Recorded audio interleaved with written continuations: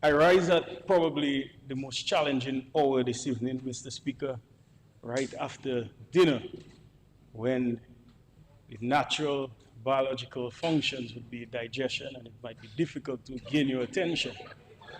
But I will do my best, Mr. Speaker.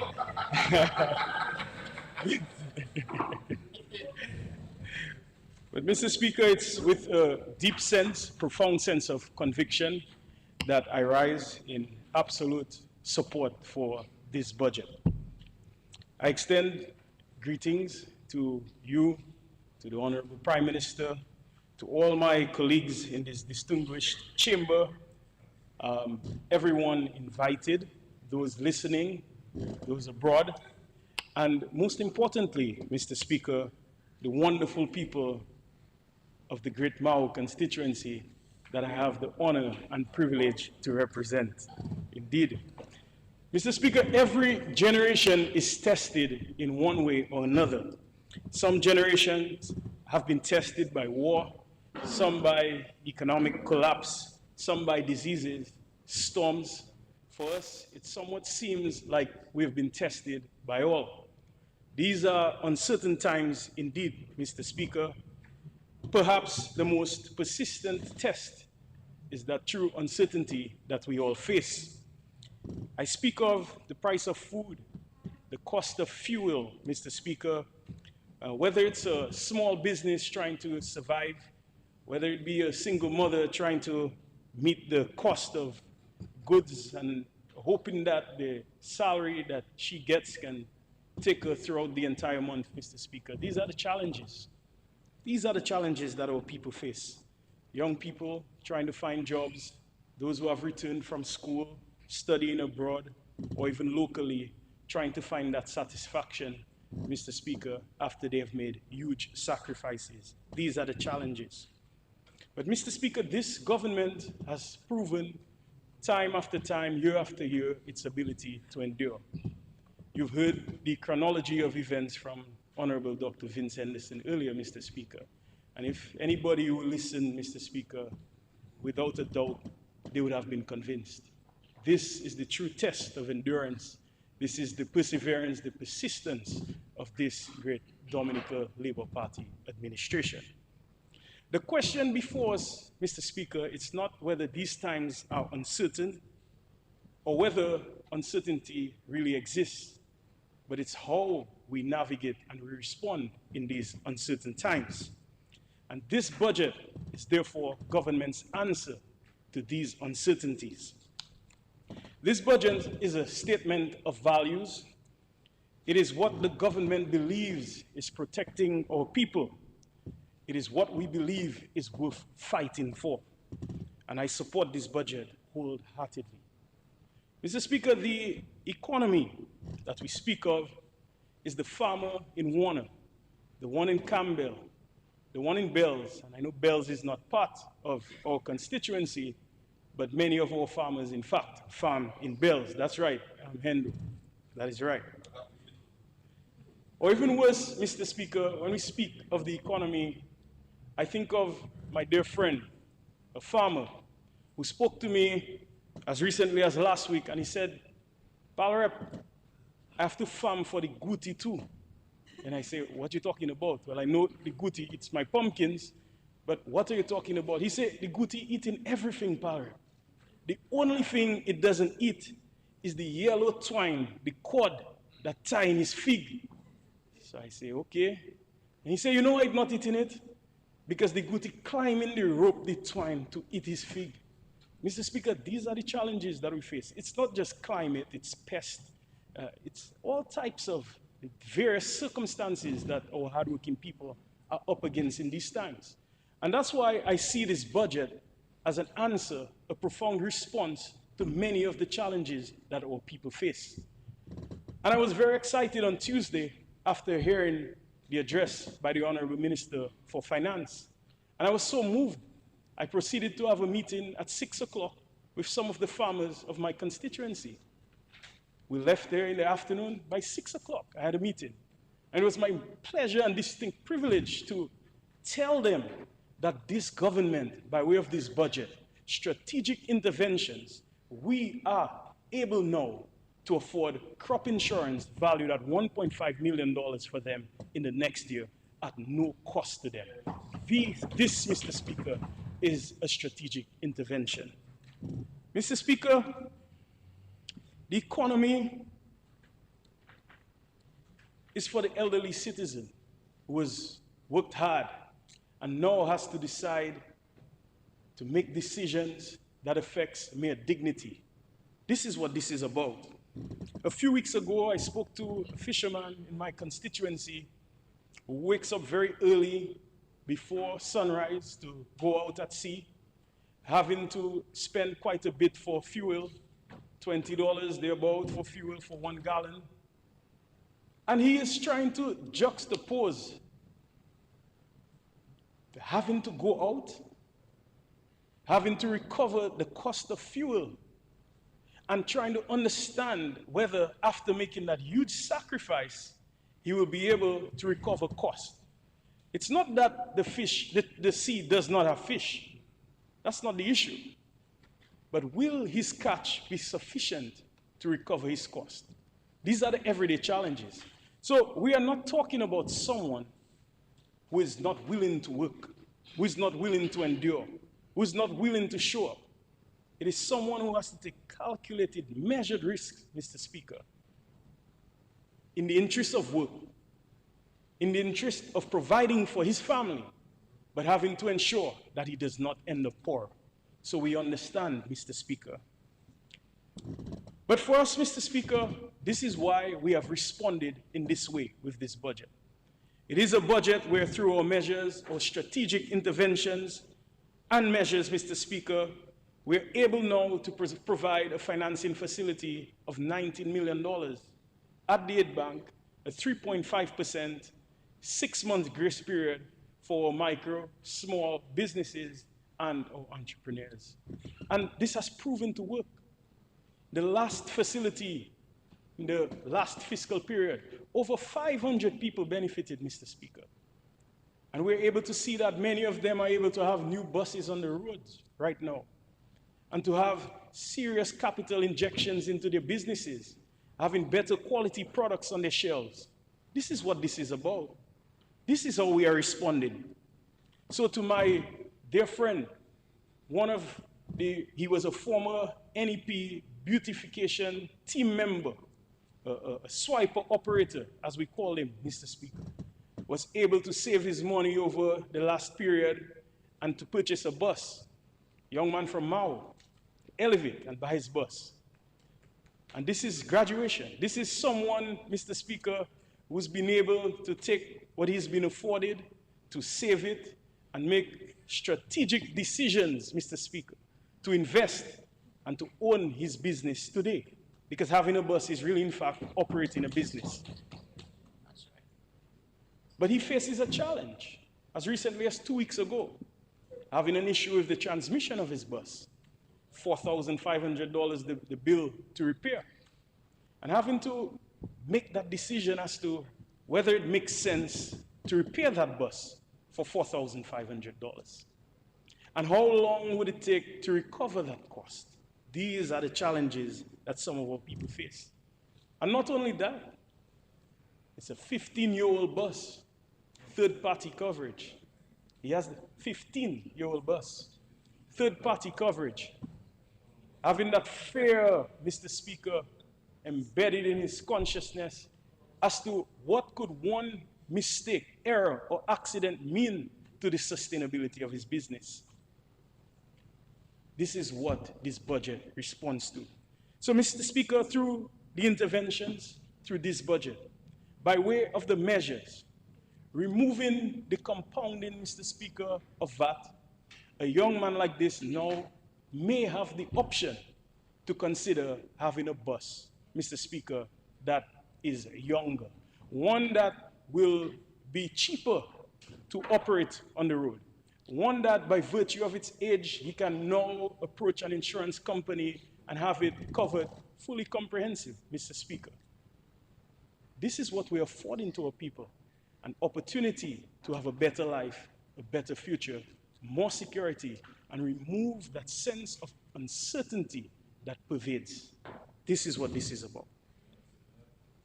Mr. Speaker, the world is becoming tighter. It's difficult for small island developing states. We all know that, Mr. Speaker.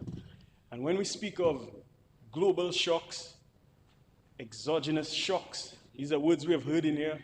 Mr. Speaker, it's not something that's distant at all for us. We feel it right away. The cost of goods, cost of services, Mr. Speaker, spare parts, fuel, everything. We feel it right away.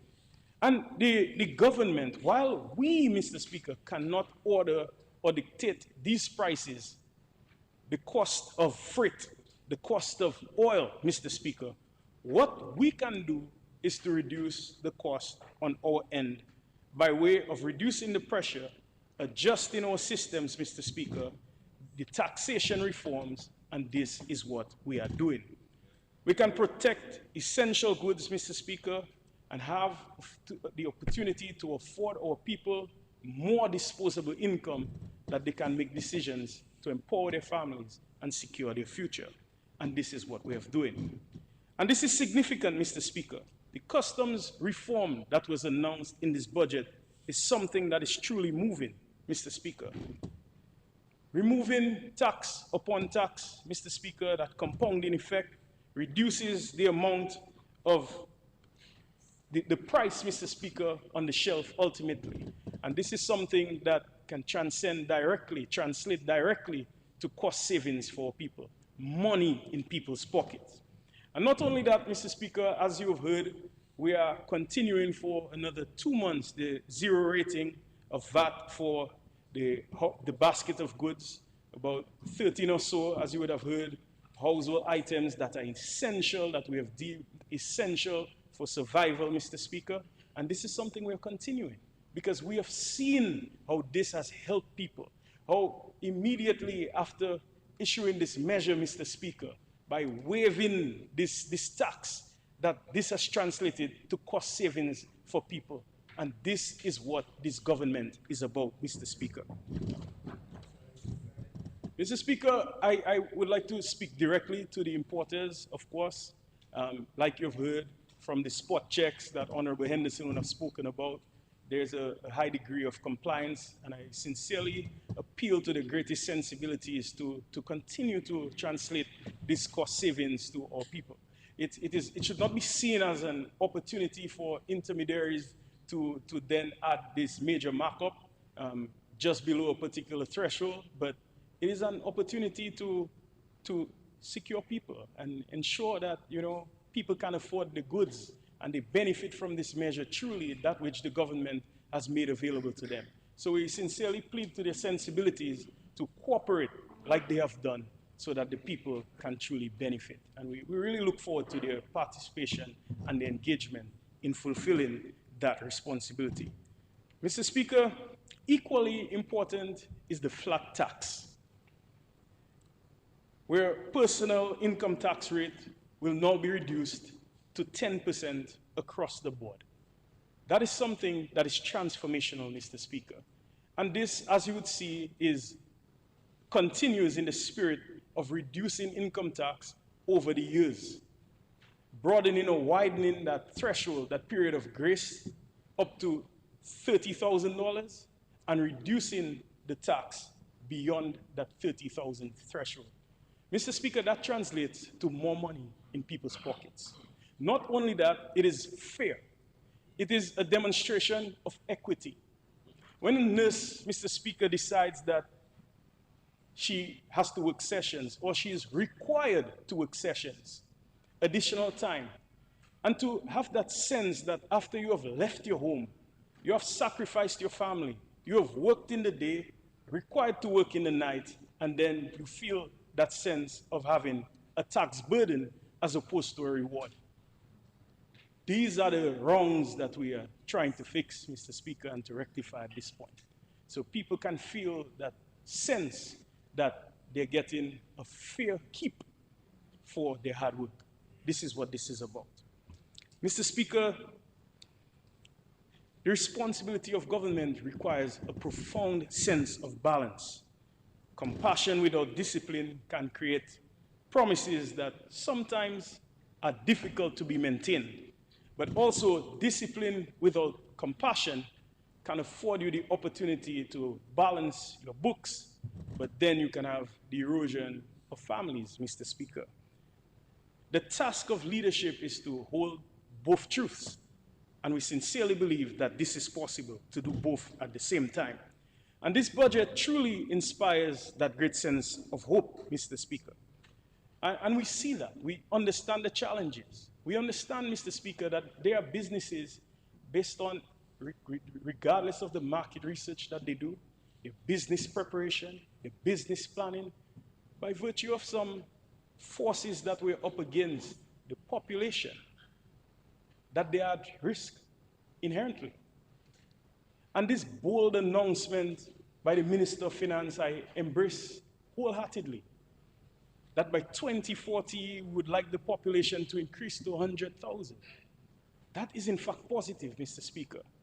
That is showing and demonstrating that we have a true understanding, Mr. Speaker, of the entire economy and what progress should truly look like, Mr. Speaker, a few years ahead. And not only that, it's just not merely a statement, but he has highlighted clearly the path in which he proposes we will get there. And it is something really positive and progressive. One of them, Mr. Speaker, the first I think he announced is the opportunity to have citizenship by virtue of your direct relationship to your grandparent. That is something that many people have lobbied for over a long time. Other islands have done it. We have seen in this recent World Cup, there are some teams who more than 80% of the people representing their national team is by virtue of citizenship through a grandparent or even more distant relatives, giving them national attention on one of the biggest sporting stages. And that's why I recognize, highly a few people who have lobbied for that, and Kenneth Esprit comes to mind. Who was champion for that for a long time, recognizing that, we have some people playing at the highest professional leagues, in Premier League and other leagues. By virtue of this measure, many of them who may not be able to qualify for, say, probably England, who is the number 4 team, FIFA rank, may not qualify for Dominica. This opens doors. I know someone who's 30 years old, Mr. Speaker, who's been to Dominica 31 times. His grandmother is Dominican. His mother was born in the UK. He's been to Dominica 31 times. He owns land in Dominica, Mr. Speaker. Imagine the excitement, the calls that we have received already. This person now feels that he can continue to invest in the development of Dominica. This is what this means. Mr. Speaker, the Dominica Labour Party has a history of intervening when people are under extraordinary pressure. We have proven that time and time again. In the most difficult storms, disasters, we have showed that through education, various reforms, education programs, employment programs. We have seen this. And this is what we continue to do even at this present moment. Mr. Speaker, the purpose of a safety net really is to catch people when they fall.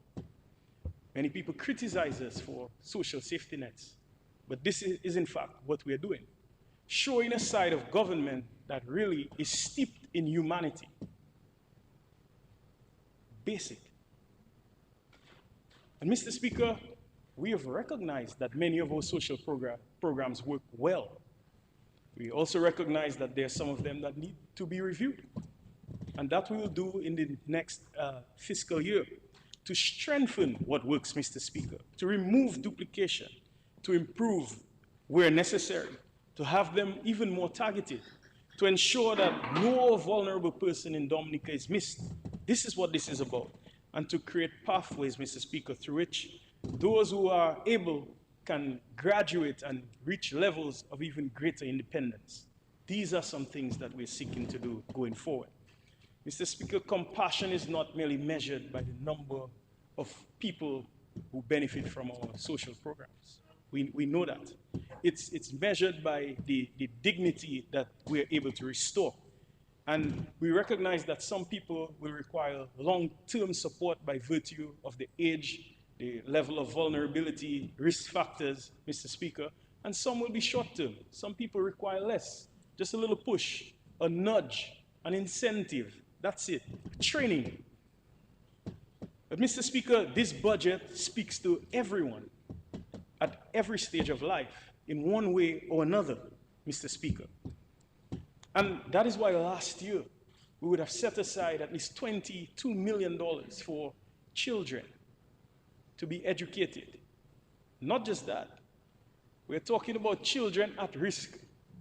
Children who need uniforms, who may not be able to afford school shoes, school books, school feeding programs, Mr. Speaker. This is what this government is about, to ensure that despite the circumstance of a Dominican child, they are not limited. Their success is not hindered in any way possible. This is what this government is doing. And we'll continue to invest even with more, Mr. Speaker, by virtue of our allocations in this budget.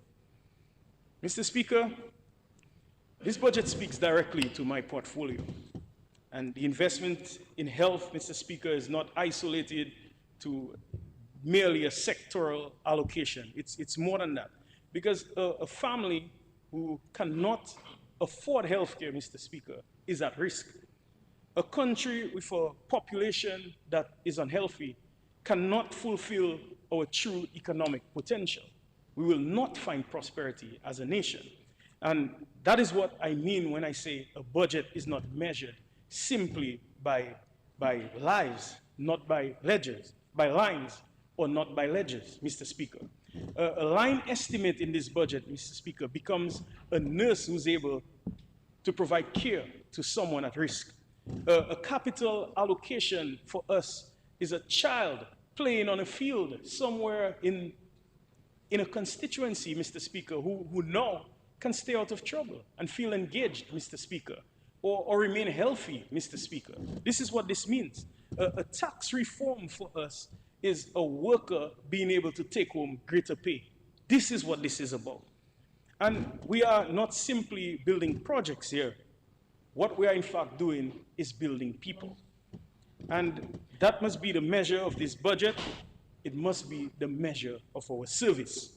Mr. Speaker, this must not be seen as whether this government should get credit for what we have done, although we should. But it really must be measured by whether citizens can really feel progress or realize that improvement in their lives. This is what this is about people. Mr. Speaker, the strength of this Dominica Labour Party philosophy is really steeped in that type of belief, that belief in people. It is stories that we hear from struggling people and children, Mr. Speaker. We hear them at our constituency offices. When we grieve with them, when we celebrate with them, we hear their stories, their concerns, their challenges, even where they see opportunities.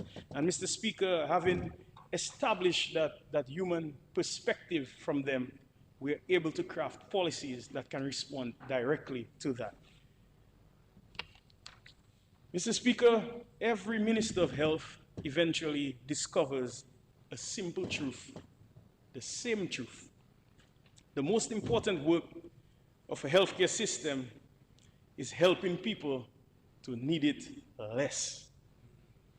It took me a short time to understand that, but when I understood that, it humbled me. Mr. Speaker, when I assumed the role as Minister for Health, Wellness, and Social Services, I earnestly thought the focus would have been on hospitals, on ambulances, on big budgets, medicine, and so on, Mr. Speaker. That experience, like I said, it has humbled me. Because today I understand, Mr. Speaker, clearly that health begins way before, long before, a patient ever enters an emergency department. Mr. Speaker, it begins with the choices that we make at the dining table. It begins with education. It begins at schools, in communities, the elderly and how they are cared for, Mr. Speaker, at the village health center, the choices that we make, Mr. Speaker. It may be simply that blood pressure check that someone is able to access at a health center or community clinic on a Saturday at a market, where based on their reading, Mr. Speaker, that in itself prevents a stroke. Even just this morning, Mr. Speaker, the Ministry of Health, we started off with a scare where one of our staff had to be admitted to the A&E, Mr. Speaker. These are things we face every day. Health begins in offices, education, even in chambers like these, Mr. Speaker. That is where it resides. It begins with someone managing diabetes effectively to the point that they can avoid kidney disease and dialysis for the rest of their life, or even a kidney transplant. Mr. Speaker, these are the difficult situations that we face. It begins with the pregnant mother, expecting mother, accessing prenatal care in time to ensure that she avoids complications. Mr. Speaker, this is the responsibility that we have. This is the responsibility of our people. That realization has transformed the way we operate, Mr. Speaker. In public service, I understand the responsibility is great. And in a ministry such as this, Mr. Speaker, there is no other. There is no other. And this is what underpins the way in which we will spend the $75.4 million allocation for recurrent expenditure and the 5.1 for capital expenditure, Mr. Speaker. This is what underpins that realization. Mr. Speaker, no citizen wakes up in the morning hoping or praying to come face to face with our ministry in any way. No one. No mother, Mr. Speaker, wants their child to go to the A&E any given day. No one wants to receive that dreaded news of a diagnosis of stage 3 cancer, Mr. Speaker. No one. The people who come face to face with the ministry are most vulnerable indeed. It's when they face their greatest fears, greatest vulnerabilities, Mr. Speaker, and what they expected to be met with is true compassion, true competence, and be given hope. That expectation is absolutely sacred, because these are people who place their trust in our hands, they place their future in our hands. And for that reason, I've never believed that the success of the healthcare system should be measured by the amount of hospitals we build, the amount of health centers we build, or by the equipment that we have, and we have quite a few. Mr. Speaker, buildings do not comfort frightened families at all, and machines do not reassure you or reduce your anxiety in any way. Concrete does not heal, even though we need it. We need good infrastructure. We have good infrastructure. But people heal people, Mr. Speaker. The strength of any health system has always rested upon the men and women in this ministry who have dedicated their lives time and time again. Mr. Speaker, it is the nurse, the orderly, the cleaner, the laboratory technician, the engineer, the doctor. These people who show up every day, Mr. Speaker, to meet the needs of our people. And they, in fact, Mr. Speaker, deserve our gratitude. But more importantly, Mr. Speaker, they deserve our continued investment. This is why over the past year, we have continued to invest in them. We have continued to invest in increasing and expanding various hospital services, because this really, and primary care services as well, because truly this is in fact the foundation of our health system. Because a country that invests only in hospital, Mr. Speaker, all it does is to continue responding to illnesses. A country that invests in communities, in primary healthcare, then prevents illnesses, Mr. Speaker. And that is in fact our focus. That is what we are building. This is the future of healthcare that we are creating here in Dominica. Mr. Speaker, I often say that the hospital should be the last line of defense and certainly not the first. And if we truly wish that one day to be one of the healthiest nations that exists, Mr. Speaker, our victory certainly will not operate or occur inside our operating rooms and operating theaters. They will occur quietly, that diabetic foot that we are able to treat with, or even before that, the diabetic patient that we are able to manage effectively before it gets this bad, Mr. Speaker. Or the child who is vaccinated, Mr. Speaker. It's the elderly who we are able to provide that profound sense of dignity, Mr. Speaker. This is really where it starts. And the best operation is often the one that never becomes necessary at all. It is for this reason that the government has continued to make substantial investment in primary health care. Just last year, we invested over $7 million in various health and wellness centers, expanding some. We have seen that happening in Maho, in Casa Bruce, in Wesley, and many others. Health centers have opened in this period, Mr. Speaker. We have seen that. And we expect to continue doing the same throughout this next fiscal year, Mr. Speaker. We were hoping that Grant 4 would have started as soon as the procurement process is wrapped up, which will soon happen. Mr. Speaker, we are hoping that this is something that we can complete. There are other health and wellness centers, Mr. Speaker.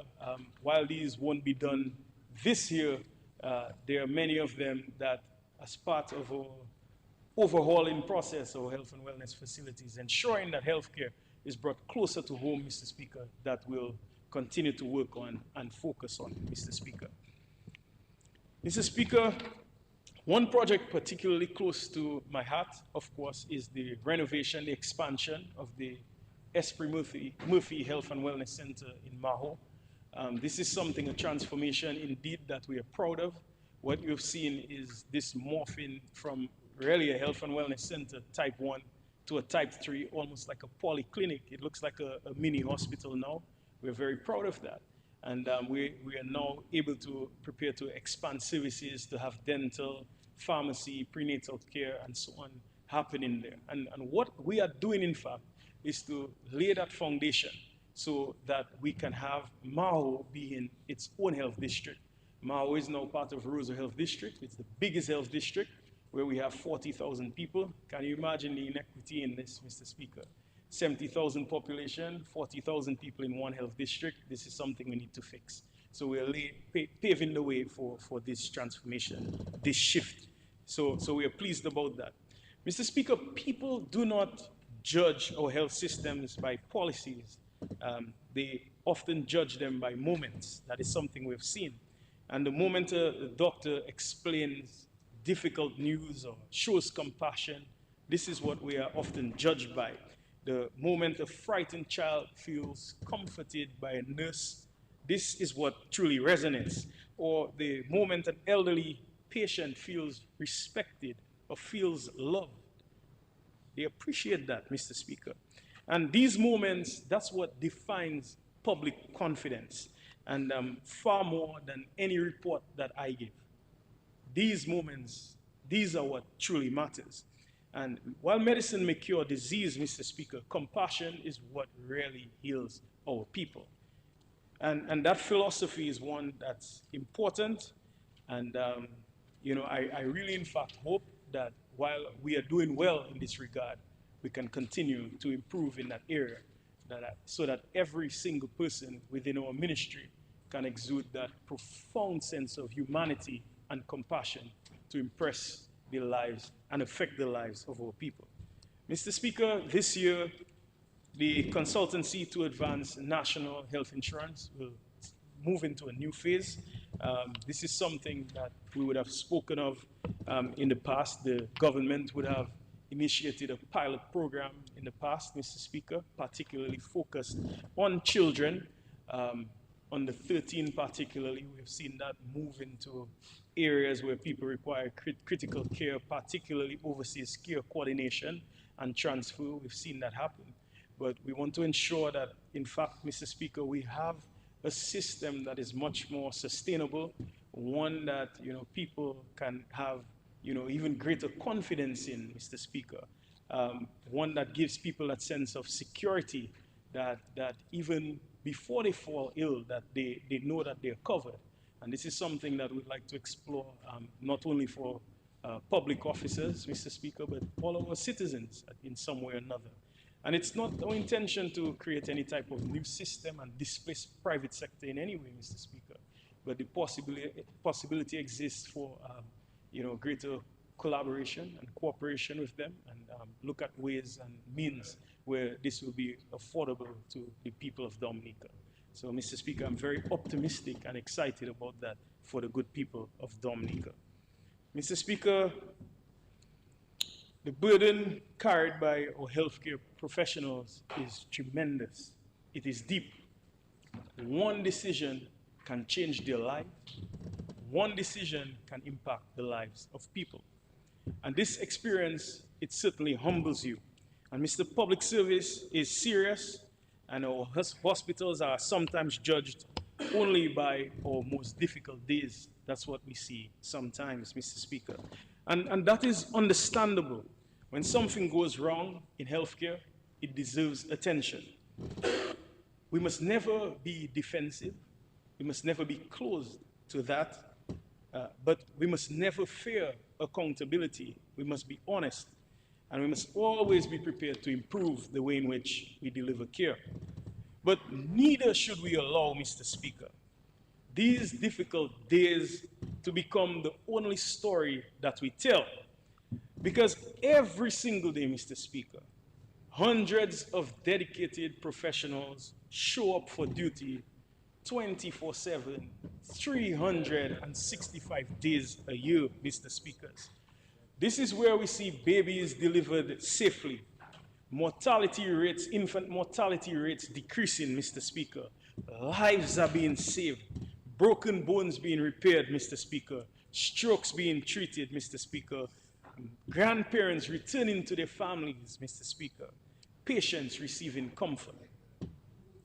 Mr. Speaker, this is the Dominica China Friendship Hospital we have. We have seen the most gruesome injuries, Mr. Speaker. Yes, even bike first. Not many, though.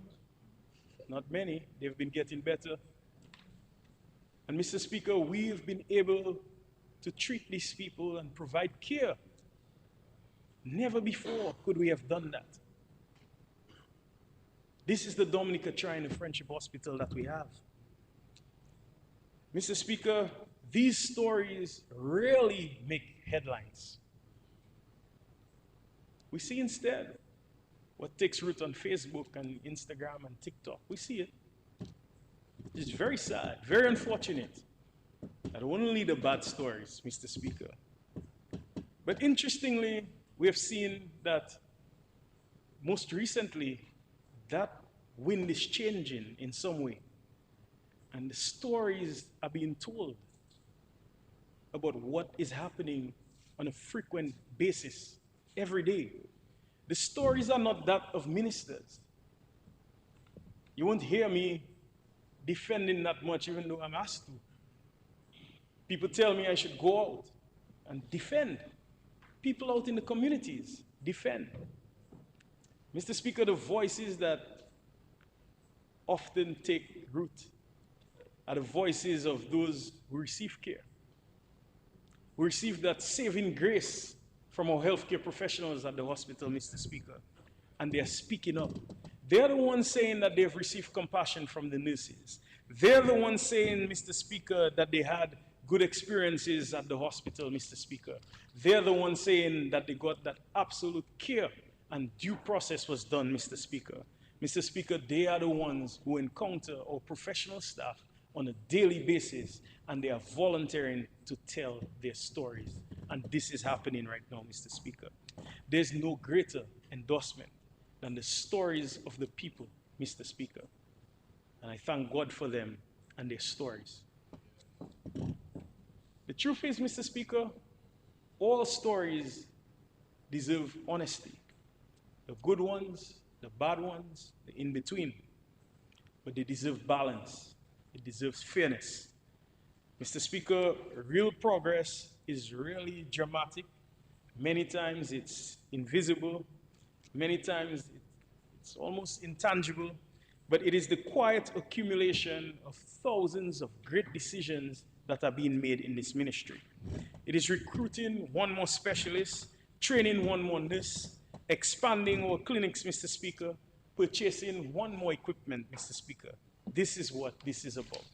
But all in all, it's a collective, Mr. Speaker. We are getting better, and that has been our philosophy. Not seeking overnight miracles, but lasting institutions. And our investment is in people, Mr. Speaker, and this, in fact, is our greatest achievement. Hospitals do not become excellent because of its architecture. They become excellent because of the talented people who choose to work within them, Mr. Speaker. And we have therefore continued strengthening our workforce.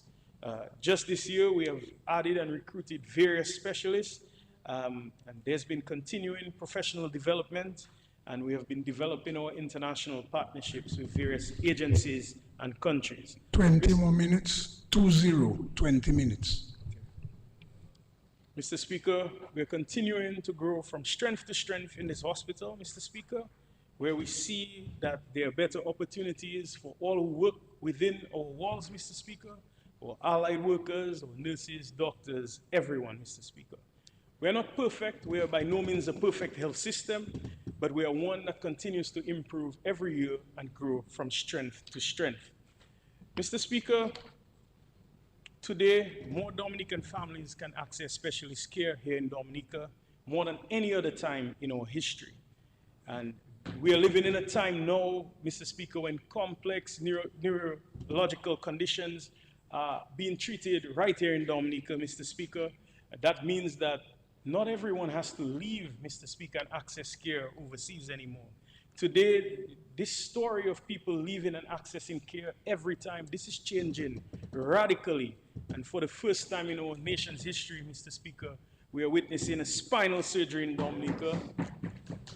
Mr. Speaker, we are witnessing brain surgery in Dominica, Mr. Speaker, performed right here in Dominica, and it's not just a Ministry of Health milestone, Mr. Speaker. This, in my view, is a national milestone. Mr. Speaker, we're seeing the transformation continuing to happen. We welcomed a neurosurgeon in Dominica in this last period.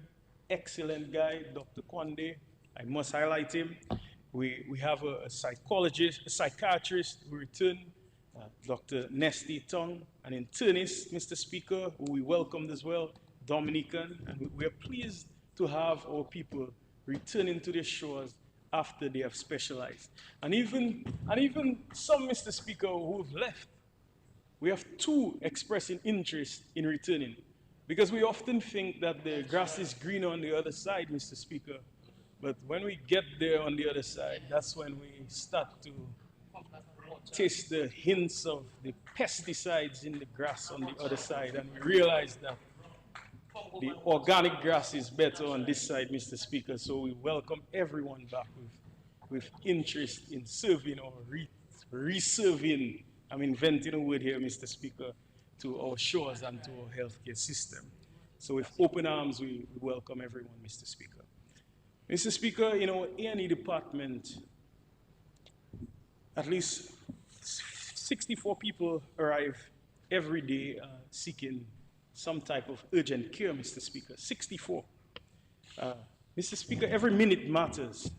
And that is why I'm particularly proud that during this year we have been able to open and commission our accident and emergency operating theater right in our A&E department, because every minute counts, every second counts, Mr. Speaker.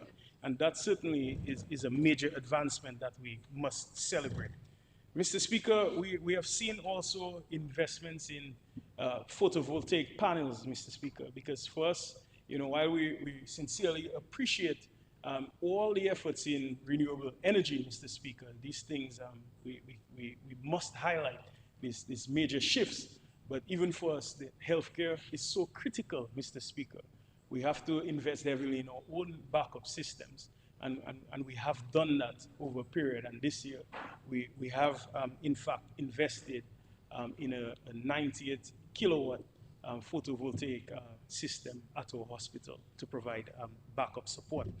Mr. Speaker, in the last financial year alone, the Dominica Hospitals Authority cared for 47,000 cases, and not patients, not saying that 47,000 people are sick, in fact, but some would have returned more than once, 47,000 cases. But this is still a lot. It is high. It's concerning. Mr. Speaker, in terms of the breakdown of that, it would be from various inpatient admissions, specialist outpatient clinics, and emergency services.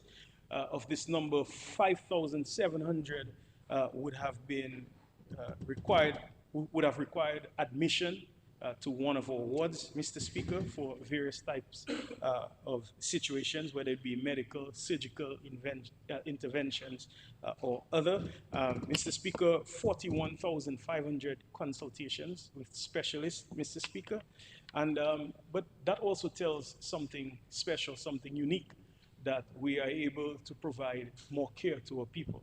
And we are able to expand the realm type of services to our people. And many of these would have been referred abroad back 25, 26 years ago, Mr. Speaker. So healthcare has truly been transforming in a radical way in Dominica, and we must be very proud of that institution.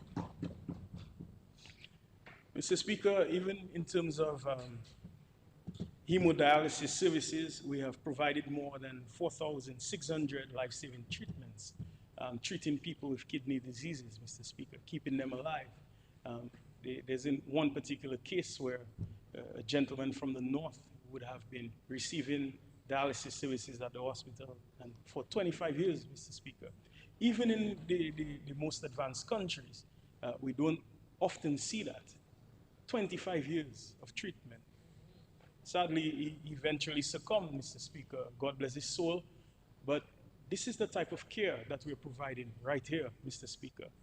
But again, the good news, they don't generally carry like those on that single bad day. But Mr. Speaker, I have the greatest hope and confidence that that will change, and people will get to the point where we love ourselves more. We appreciate what we have more, and we are able to have this greater sense of dignity and pride for and respect for what is in fact ours, because this is ours, Mr. Speaker. Mr. Speaker, during this period, the last fiscal period, we have seen a lot of legislative reforms as well. We've come to Parliament a few times to pass various bills, and the Medical Professional Act, Nurses and Midwifery, Mr. Speaker, Laboratories Act, and so on, quite a bit, Mr. Speaker, because we understand that healthcare has various tiers of development. Mr. Speaker, it's a multi-pronged approach. It's the institutions, the equipment, the people, the personnel, Mr. Speaker, and it's the framework, the structure in which we provide that care. So we want to ensure that we have the right backing and legislation to ensure that we allow people to work in an environment, Mr. Speaker, where they can thrive and provide good, high-quality care to our people, Mr. Speaker. So this is what this is about. I want to sincerely thank various partners that we've been working with: PAHO, WHO, OACS, CARICOM, CARPHA, Direct Relief, WPP, and of course the Republic of Cuba, and certainly the People's Republic of China. Mr. Speaker, the Chinese medical team who've been with us for a number of years, they've been providing wonderful help and care to our people. And not only that, they've been building capacity, and that is what we need.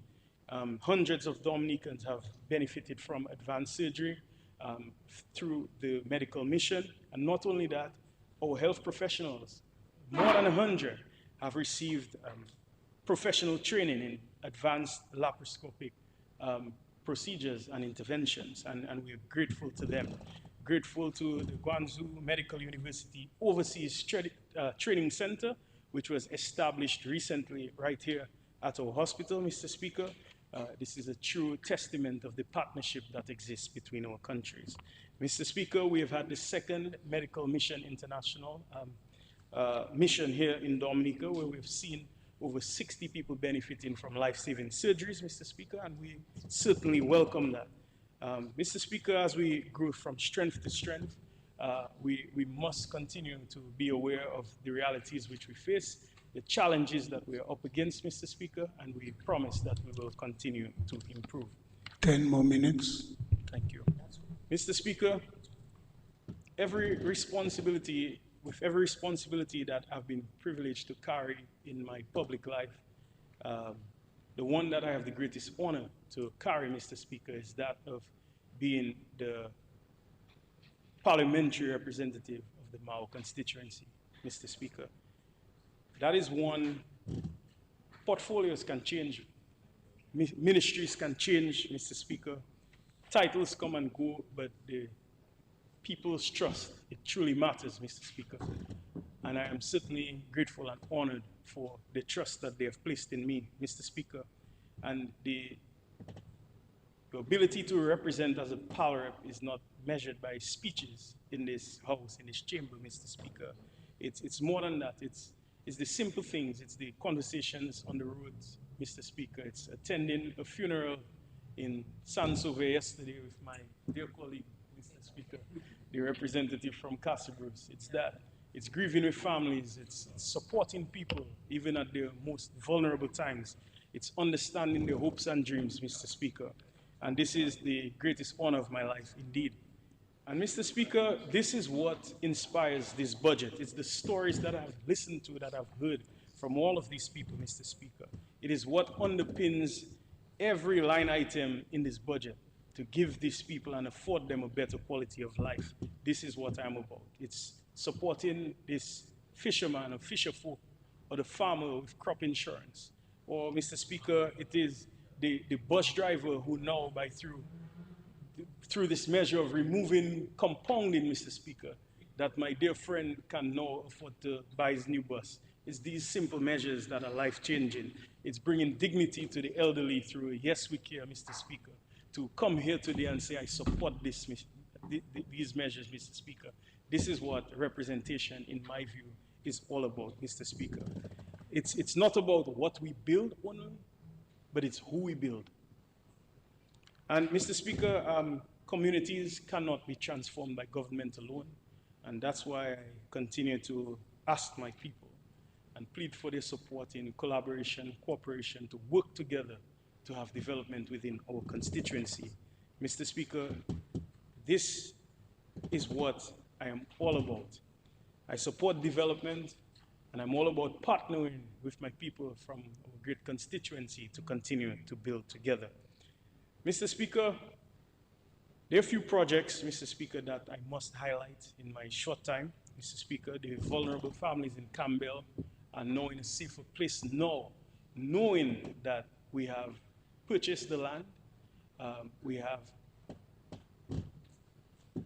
purchased the land, Mr. Speaker, for them. We have procured, we have gone through the various stages of planning and approvals for the relocation, Mr. Speaker. We have heard their cries for a long time. And we are moving rapidly, Mr. Speaker, to the next phase, which will be phase one, where the contractors will actually commence. We have met with the village councils, the resettlement committees. All of this has been done, Mr. Speaker, and we're excited about this. We're happy also, Canefield East, 11 vulnerable families, Mr. Speaker, will very soon, this month, receive the keys to their new homes, Mr. Speaker. This government continues to support housing initiatives because we have seen the transformation of people's lives, Mr. Speaker.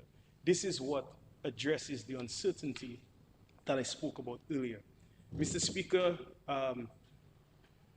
I also think of the Domcrep project, Mr. Speaker, helping the people of Campbell, a $70 million initiative, which will in fact help the people directly.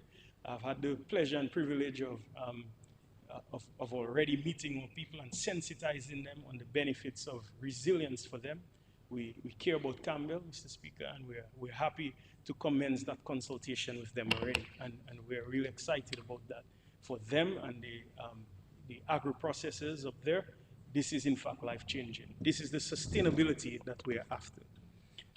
Mr. Speaker, there are opportunities in our Mau constituency because we are very diverse and we are blessed with many natural assets and other assets. The Mau market provides an opportunity for development. The upper floor, that is something that we are seeking to address.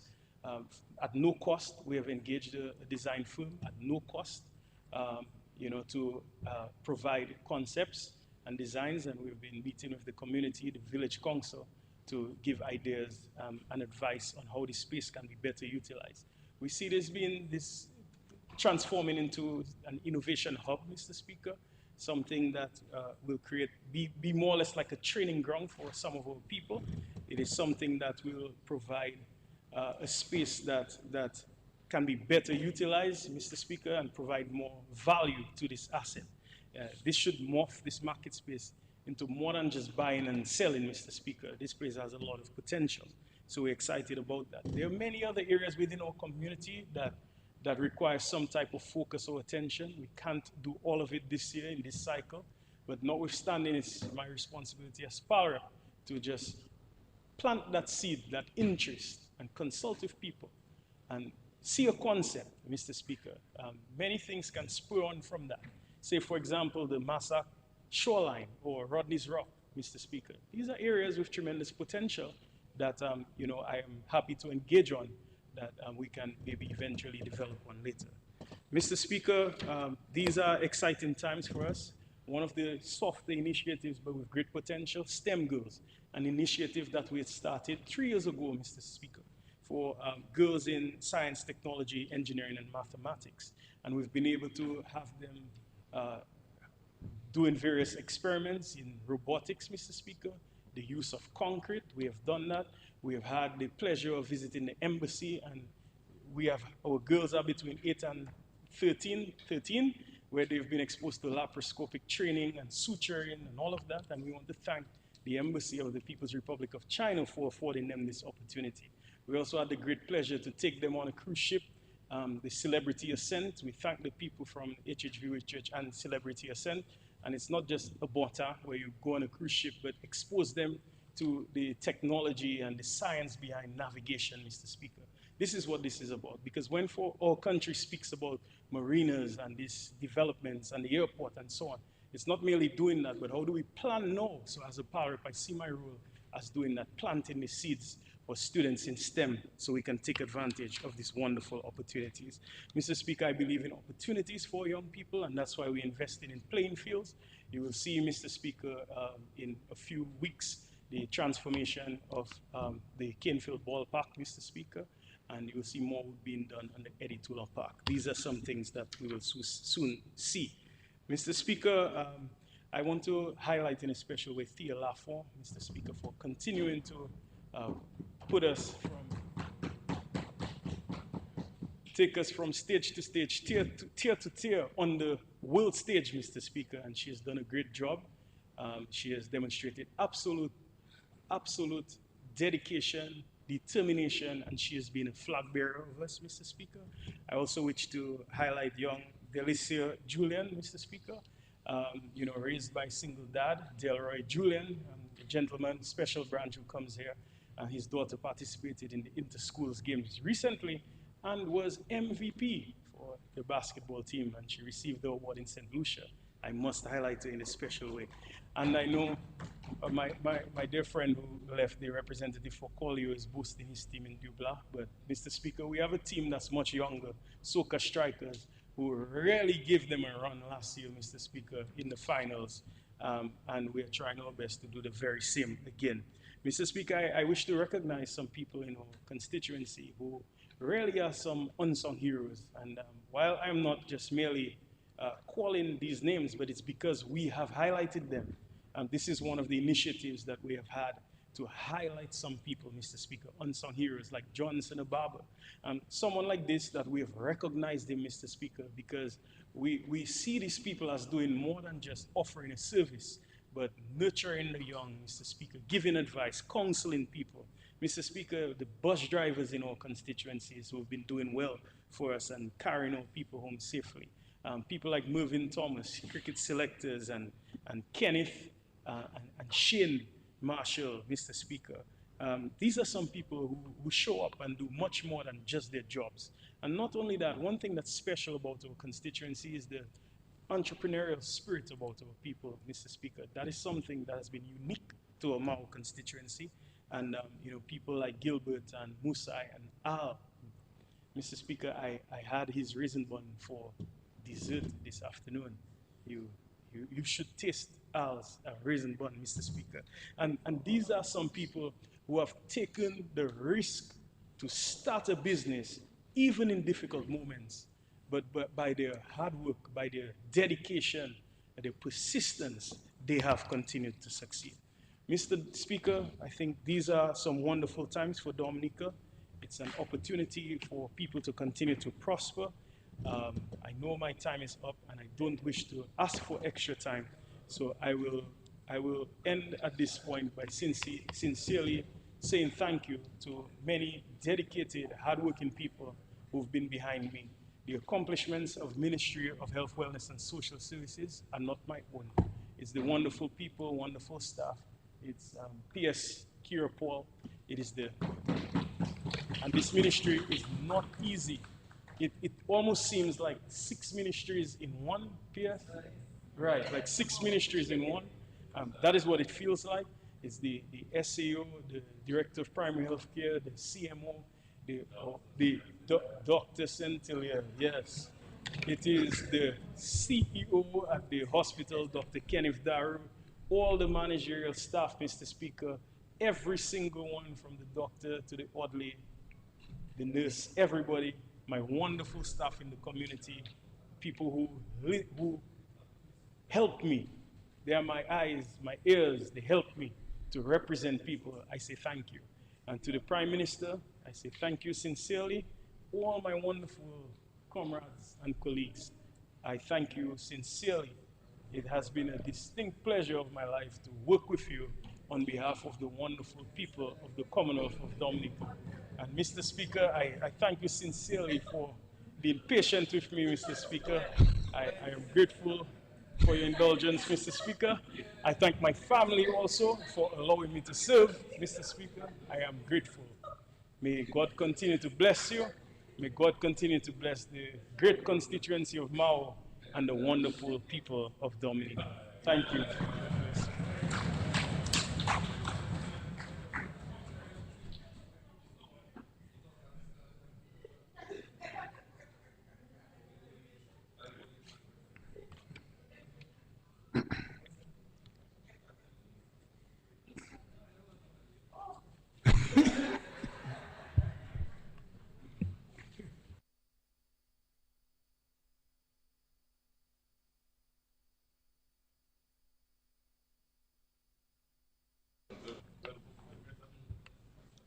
Yes, Honorable Roberts, you are recognized. You may proceed.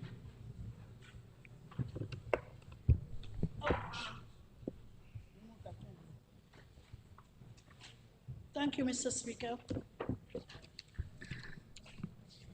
Mr. Speaker, the honor is now mine, as always, to rise to lend my voice in extending my full support to this year's budget, a comprehensive and inclusive budget that speaks to the heart and soul of this Labour Party government. A government that has always shown over the years that it cares for its people and places them always at the core of its mission. Allow me, Mr. Speaker, to join my colleagues in extending congratulations to the Honorable Minister of Finance for an exceptionally well-delivered budget this year. Mr. Speaker, we all know that creating a national budget is not easy. It calls for dedication to task. It calls for focused attention. And I wish to take the time to thank the people in the Ministry of Finance who have assisted him in preparing this fiscal package.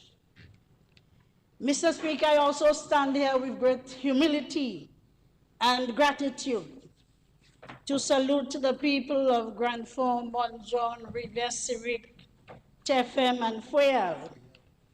Always remember Fouel, who for almost 2 consecutive terms have given me the endorsement to be their voice in this honorable House. And Mr. Speaker, truly serving them still remains my ultimate joy. Mr. Speaker, this budget before us is more than just a financial document. It demonstrates an unwavering commitment to our people, a people who have served this government and will consistently continue to support us as a government.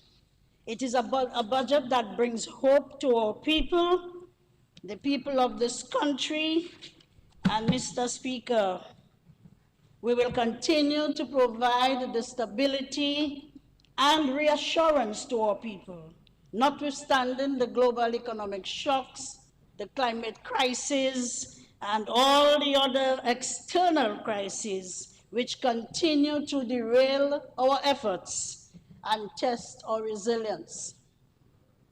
We are a government, as Dr. Henderson said before, that has weathered every storm, and we have emerged stronger and stronger at every time. Mr. Speaker, what we have done and will continue to do is to control our domestic response so that we can respond and protect our progress. And this is why this year the theme, protecting our progress, strengthening our independence, and securing our future, stands as a symbol of hope to every citizen across this island. Mr. Speaker, this budget allocates $13.1 million to the Ministry of Culture, Youth, Sports, and Community Development, a budget which will serve to champion all our grassroots projects and programs spread across every one of our 9 departments in the ministry.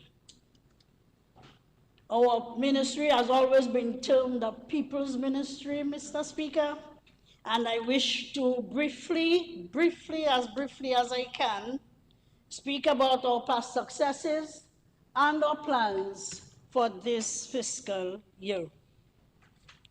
Mr. Speaker, the Ministry of Culture strives on a daily basis to promote and preserve our culture across the island.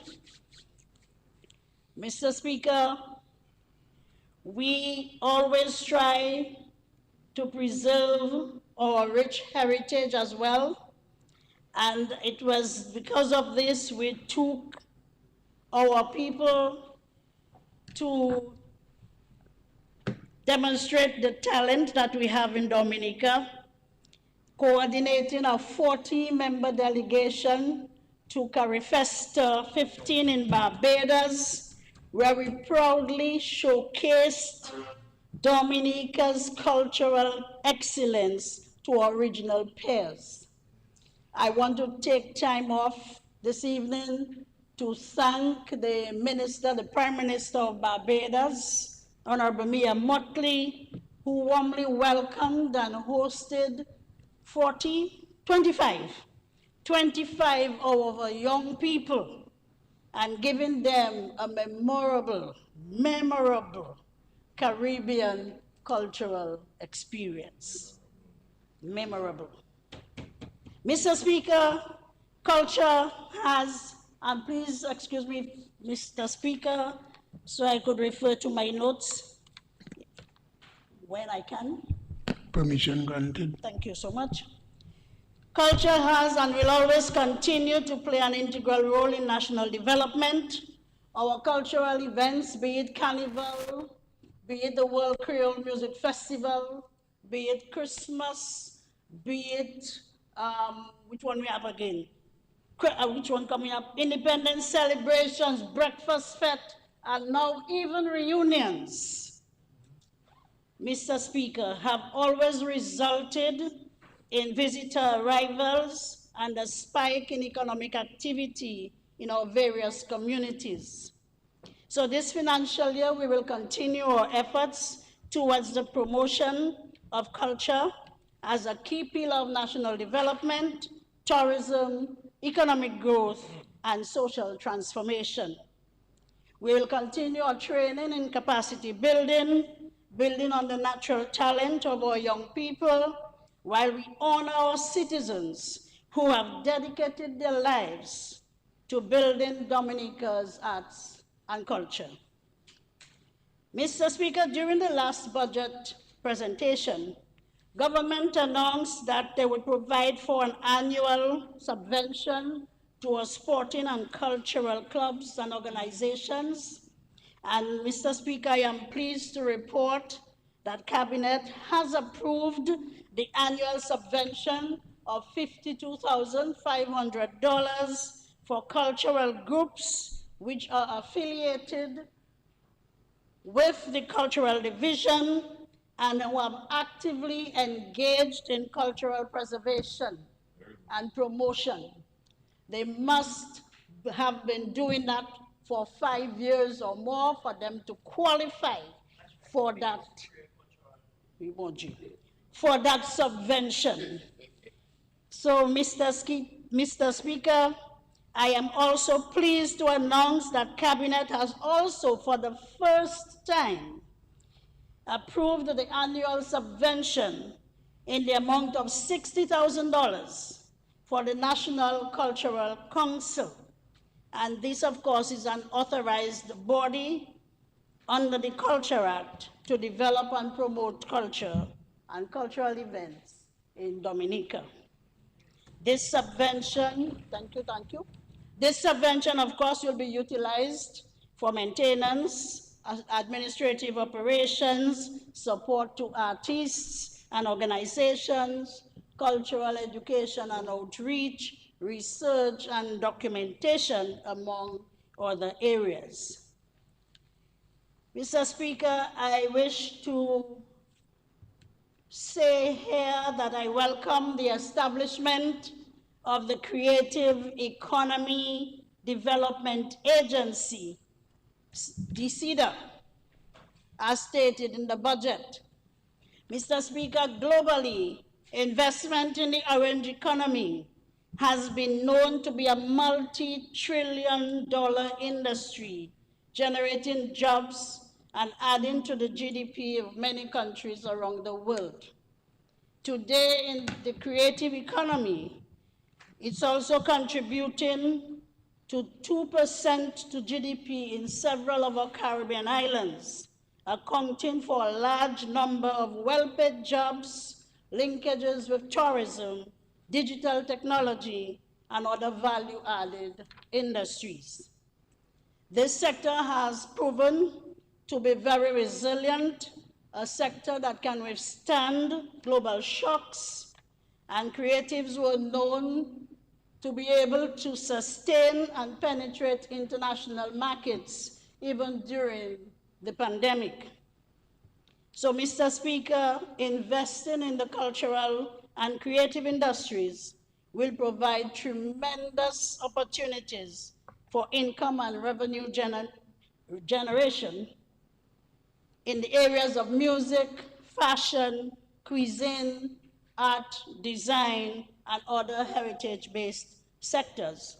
It will stimulate creativity and innovation, especially among our youth, and most certainly, it will help to market Dominica and its rich cultural heritage.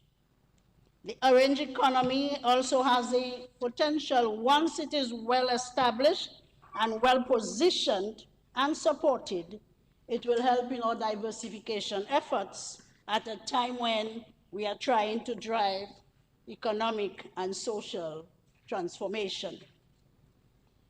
Mr. Speaker, we want to move from seeing culture and art not simply as a hobby, but to ways in which we can put real value to the works of our creatives, monetizing the works and contributions of these artists and cultural entrepreneurs, and building strong global cultural brands right here in Dominica. Mr. Speaker, the Arawak House of Culture Rehabilitation Project will continue. I know that's what a lot of people are waiting for. Government recognizes that the Arawak House of Culture is a significant part of Dominica's cultural landscape. In recognition of the importance and the commitment in preserving, promoting, and advancing Dominica's rich heritage. We are of the view, Mr. Speaker, that this rehabilitation will come as part of a broader effort at building stronger and sustained efforts in the creative sector. It will provide a much needed space for performances, for exhibition of cultural goods, and a critical space to accommodate artists as they work on honing their craft, exploring opportunities for greater success and enterprise development. The government has already approved the establishment of a project steering committee inclusive of all our cultural practitioners so they could provide oversight for its completion. The Ministry of Public Works has also been assisting us with tender preparation process, and this is expected to be completed within the first quarter of the fiscal year. Mr. Speaker, the General Post Office also falls under the ministry, and it remains a powerful network that keeps Dominica connected to the world through its philatelic, yes, ma'am, services. It proudly showcases Dominica's culture, heritage, and identity on the international stage. Mr. Speaker, we are happy to report that the ministry is advancing its preparation for the renewal of Dominica's definitive stamps. This, of course, occurs every 5 years, and within the first quarter of this fiscal year, we will see the issuance of Dominican stamps, all of which will depict our tourist attraction sites. So our stamps are going international, regional, and local. Mr. Speaker, we have also commenced preparatory work for the post office ceiling, a project that has been on for a while, but then we are moving forward, and we do hope that with the ceiling project, that we can provide a more conducive space for officers and for all those who will continue to conduct business at the post office. Mr. Speaker, we all know that local government is the backbone of community governance in Dominica, fostering resilience, participation, and service delivery at the grassroots level. So through our councils and community groups, we empower our citizens, we strengthen local democracy, and of course, advance development initiatives that enhance the quality of life of our citizens. As we continue to focus and strengthen local governance, the local government division is working with communities of Bells, I'm not seeing the Palrep here, Glogomie, Penrice, Poncase, and Sultan. These places have asked to form a council among themselves in the community, and they are set to become Dominica's 44th local government authority. The recommended demarcation of boundaries has been finalized for Cabinet's approval. Mr. Speaker, we believe in putting resources in the hands of our local mini-government, our councils in communities, and I'm happy to report that the government has provided every single council across Dominica with $100,000 so they can continue to work on projects that are of high impact in the communities and to work in communities, improving the lives of the people in their respective communities. Given the roles that councils play in communities, in mobilizing communities, we are also collaborating with the Ministry of Health, Minister, in the implementation of a national Healthy Village initiative. This seeks to enhance the resilience of communities in the fight against non-communicable diseases, NCDs. Some of these activities include a Village Healthy Living Committee and the establishment of recreational spaces for activities to include physical activity. Mr. Speaker, we are all aware of the high incidence of NCDs among our populace, and of course we appeal to all communities across the island to support our councils and the Ministry of Health in this regard. The ministry, through the Cooperatives Division, remains committed to strengthening the cooperative sector through capacity building and ongoing support for existing and emerging cooperatives. Mr. Speaker, there has been a marked increase in public interest in forming cooperatives, especially in apiculture, a positive trend that underscores greater community engagement and confidence in the cooperative model. I tried to get the minister's attention because I'm dealing with apiculture, and I want him to hear that. Yes. So, Mr. Speaker, the ministry looks forward to the further investment of $1.5 million that government has allocated in this budget to expand the apiculture industry.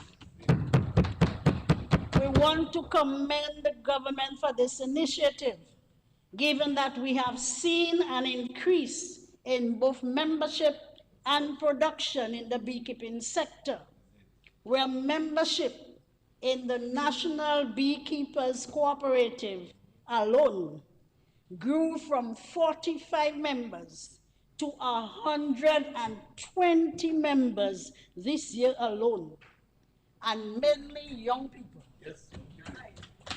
Which highlights the expanding opportunities with this niche industry. So thank you so much, Mr. Minister. Of course, and continue to push, baby. Thank you. Mr. Speaker, I have come to the section where I must read because this has a lot of numbers that I need to call out carefully.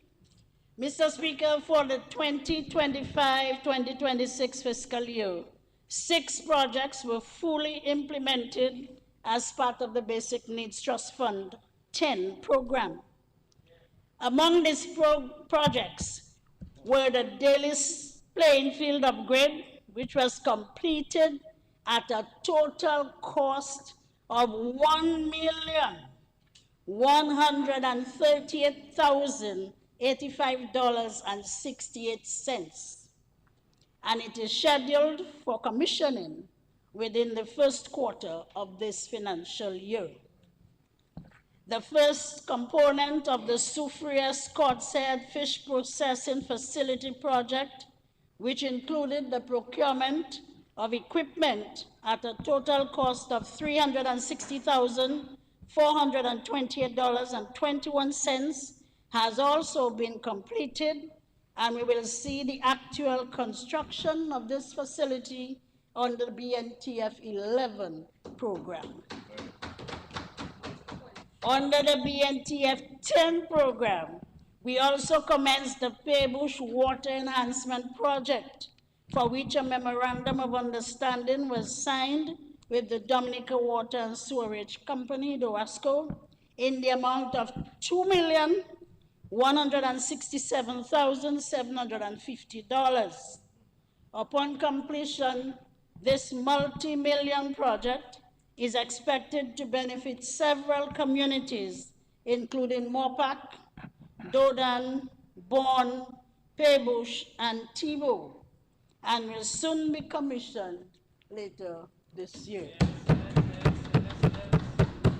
Mr. Speaker, we have been working steadily with the Caribbean Development Bank and our specialist consultant in advancing our BNTF 11 program for 8 approved projects this year. Namely, the construction of the Soufriere Scott's Head Village Fish Processing Facility, $2 million. The House of Hope refurbishment at Delis, $1.2 million. The Rosa Youth Center rehabilitation, $900,000. The Dominica State College Food Court, gazebo, and walkway covering, $480,000. The Grand Forks playing field enhancement, $1.124 million. The Castle Bruce playing field, $1.190 million. The Canal Heritage Park Road rehabilitation, $665,000. And the construction of the Longhouse Public Washroom Facility, $400,013. Mr. Speaker, these projects are to be undertaken at an overall estimated cost of $6,769,013. Thus far, the process of procurement of technical consultants for the design and supervision of the projects has commenced, and we have already had 7 local consultants responding. Whoosh. Mr. Speaker, as Minister for Culture, Youth, Sports, and Community Development, it would be remiss of me not to register my thanks to this government for implementing measures and reaffirming commitment to improving conditions of employment for public officers.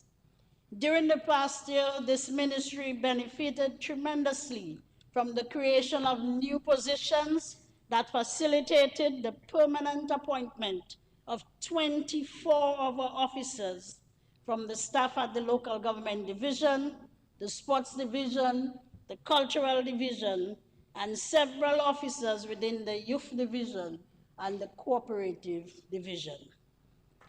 I want to congratulate all those officers and implore them to maintain the same level of dedication and professionalism that they displayed prior to receiving their permanent appointments. And I do hope that they will continue the same level of commitment to service while encouraging others to do the same.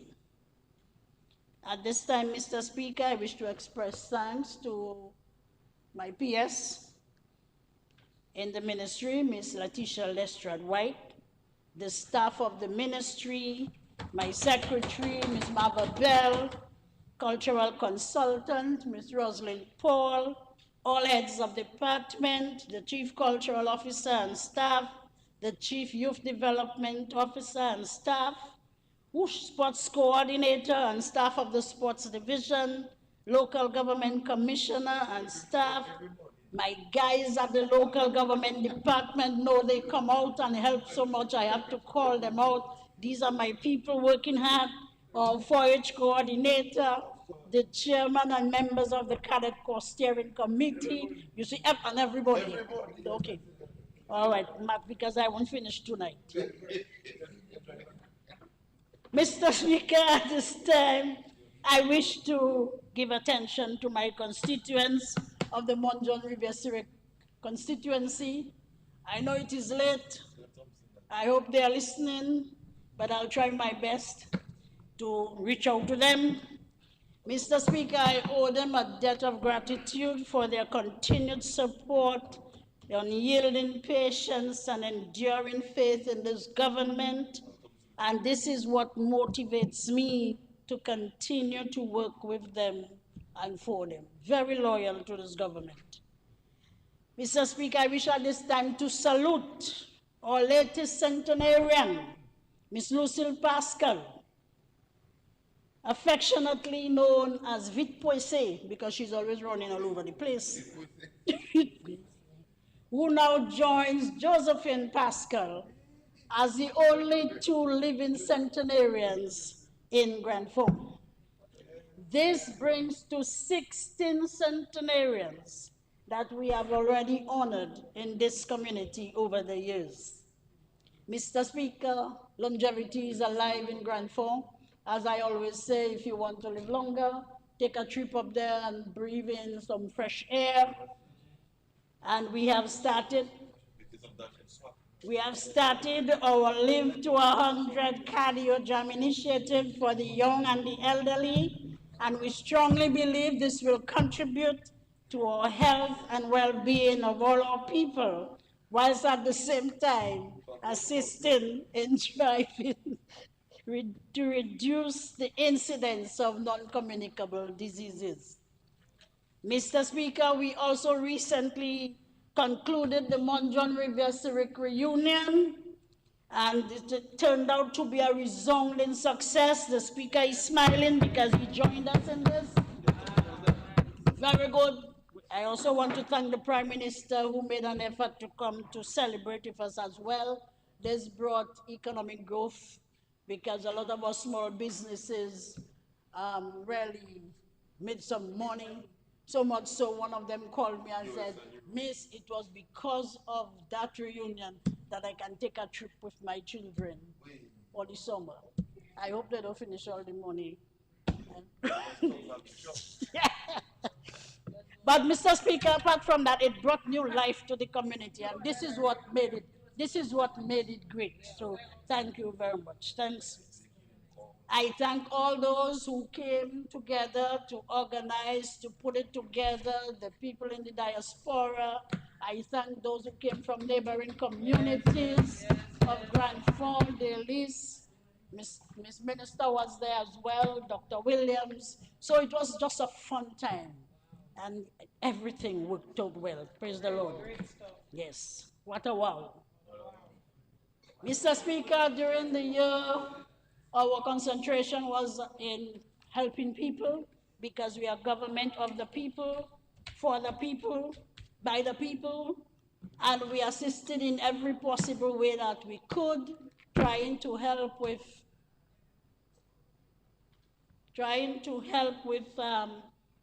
their health, general health, assisting them in every need, helping with schools, support for churches.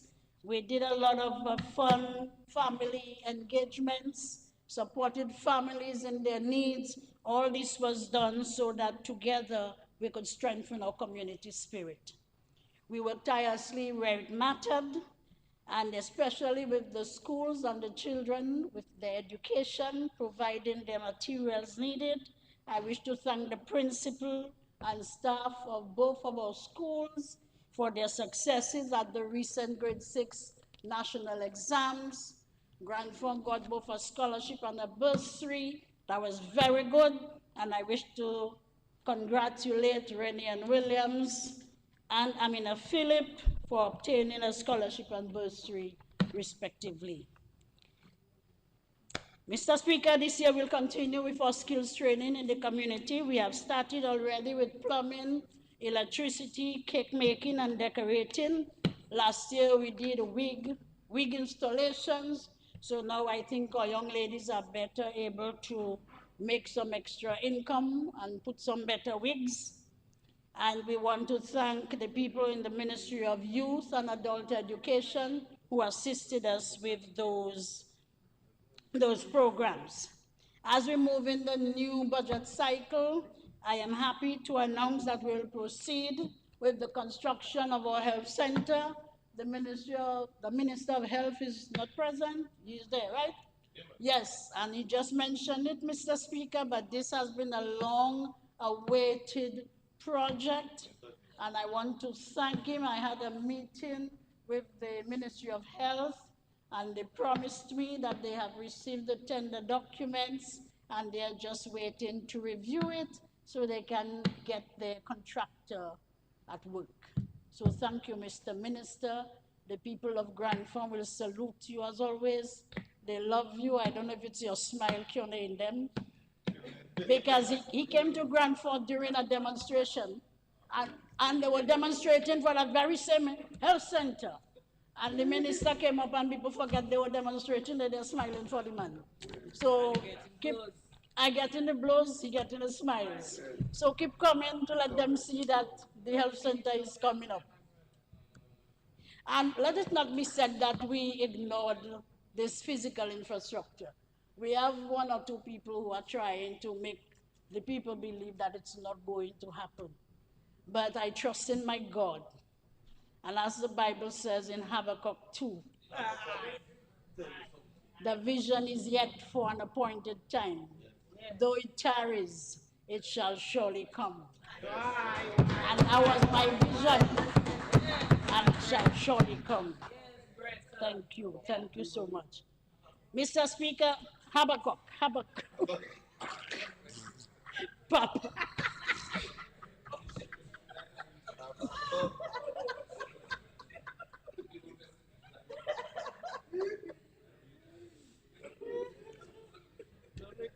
Mr. Speaker, excuse me, yes, I'm sorry about that. Mr. Speaker, I'm also thrilled to announce the You can pause for a second, the camera zoom in on you where you blushing. Nice. You're doing well. Yeah, great. it's amazing how the Bible causes people to smile, you know.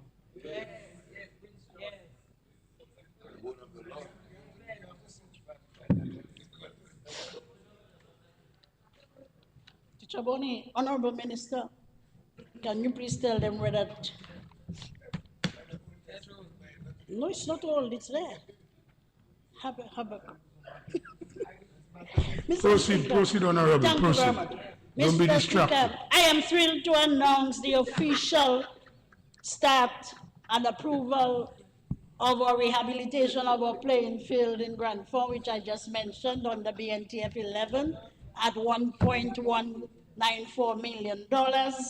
This will provide us with bleachers, washrooms, changing rooms, the whole complete transformation, and of course drainage works. So we are going to have almost like a mini stadium when we are completed. Yes, when we are completed in Grand Fork. I think the same applies to Castle Bruce, so Minister, you can smile as well. What I do for myself, I do for you. I wish to thank the councillors and the other people in the community who helped to support this project. They were there in the preliminary discussions with the CDB officials and of course the BNTF representatives. So we look forward to its commencement very soon. Mr. Speaker, we invest in people. We have been doing that as a government, and we'll look to every way to see how we can make our people better. The same applies for the playing field at Tayam in Rivière-Syrique. I thank the guys who have started the project. They're actually doing it voluntarily, but we are trying to level the field and to give them some lighting so that they can at least play their sports and practice their games even after sundown. Mr. Speaker, the water project is going on as I speak. Of course, we had a slight delay, but the storage tanks have been built for both Grand Fort and Monjon. The distribution lines have been placed, the pipes. It is now going through the testing stage in Grand Fort. With Monjon, however, we had some incident where in carrying the pipes across the hills and valleys to get to Monjon, some of these pipes fell and went down the valley. Of course, I am happy that we had no loss of life. So they are trying to retrieve those pipes. So this has caused a delay for Monjon. So I just want the people to know, because of course we had to lay off some of the workers because no work can be done in the meantime. So I just want them to understand that for now. Mr. Speaker, I won't forget my farmers. I cannot forget them. These are the people who provide me with food on a daily basis, my vegetables, my dashing, my plantain. So, Mr. Speaker, I see that our minister has done a great job in the Ministry of Agriculture. And this year, we are targeting one of our highly productive areas with our farm access road at Newfoundland. Mr. Speaker, this is a place for the past 40 years. Farmers, you know that. Farmers have been engaged there. They have never stopped till the soil, fed their families, sold their crops. 40 years and going, their children have joined. So it's just a place that needed that farm access road. You visited when you were there, Mr. Minister. So we are happy, and they will be happy. To be welcome news to them. And I also want to say too that this is the very place where we are trying to get the land lease for farmers at $1 an acre per year. So Newfoundland is being highly regarded this year, and they deserve it, because this is a place where farmers really are stationed, put it that way. Any other thing? I am also happy for the opening of the abattoir. Of course, more money in the pocket of my people, because they were the ones providing the pork and the chicken. I benefited as well, and I'm happy that it is coming through. So thank you very much. And of course, for the crop insurance scheme, because we live in a vulnerable area. And most times after a disaster, our farmers lose a lot of their crops. So the crop insurance scheme, 1.5 million, yes, fully funded by the government. Thank you so much. Thank you so much. So, Mr. Speaker, as you can see, the budget clearly speaks to people. Everything in the budget relates to our people, the people that we serve, the people who have consistently voted this government. And tonight, I just want to say thank you to everyone. Thank you to my constituents who have been there, my office staff. As someone said earlier, don't call names in case you forget somebody. So my NEP supervisors and their assistants, whoosh, the people in my groups, the Labor Women Association, the constituency groups, my driver, oh Lord, who is still waiting for me outside every day, every hour, every minute, every other person who assists and supports in trying to build the community. I want to thank you tonight. I want to thank all of you who were patient enough to listen to me. Yes. Mr. Speaker, I want to thank you for your smiles. You continue to push me. Thank you so much, and I fully commend this budget to the House.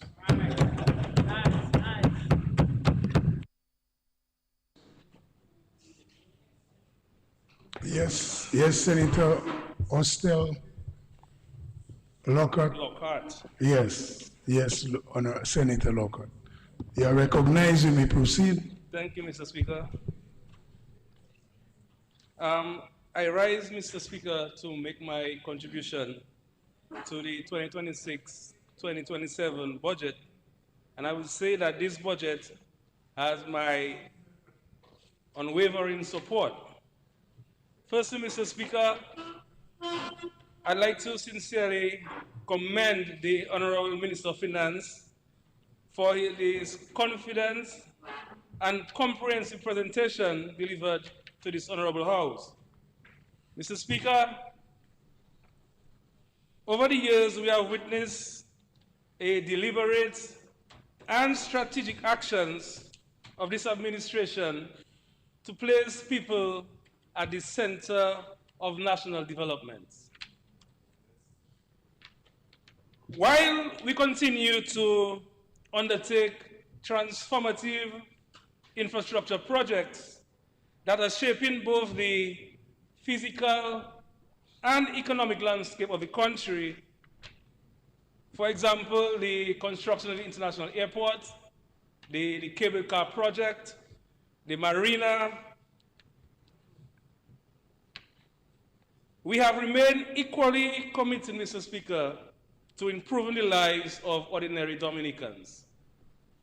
Mr. Speaker, every credible economic assessment has pointed to the immense potential that these landmark investments, particularly the international airports. One report concluded that these projects are catalysts for economic transformation for Dominica. They will create new opportunities in agriculture, tourism, trade, investment, employment, and small business, positioning Dominica to compete effectively regionally and on the international stage as well. What is most commendable, Mr. Speaker, is while the government is making these bold investments in our nation's future, it has never lost sight of the immediate needs of its people. This budget demonstrates that economic growth and social development are not competing priorities, but we can achieve both at the same time. As we build the infrastructure for tomorrow, we are simultaneously investing in healthcare, education, housing, agriculture, youth development, and social protection. That, Mr. Speaker, is the characteristic of a responsible and sound governance. And this is exactly what this budget is about. Mr. Speaker, someone called me and said, Ostel, this budget has given me confidence. I see opportunities, and it ensures that no Dominican is left behind, and as we continue our journey to sustainable development. This is the type of reaction that we are receiving from people. Mr. Speaker, I'm happy to note that the government will continue to invest in the people of Dominica by maintaining and strengthening its social programs. These initiatives, they have proven their value. They have proven their value. They have been providing meaningful relief for families and helping thousands of citizens across socio-economic backgrounds. They are available to all Dominicans. And when these governments introduced these social programs across different sectors, there was widespread criticism. Critics claimed that we are becoming a welfare state, that everything is for free, and that the government was creating a culture of dependency.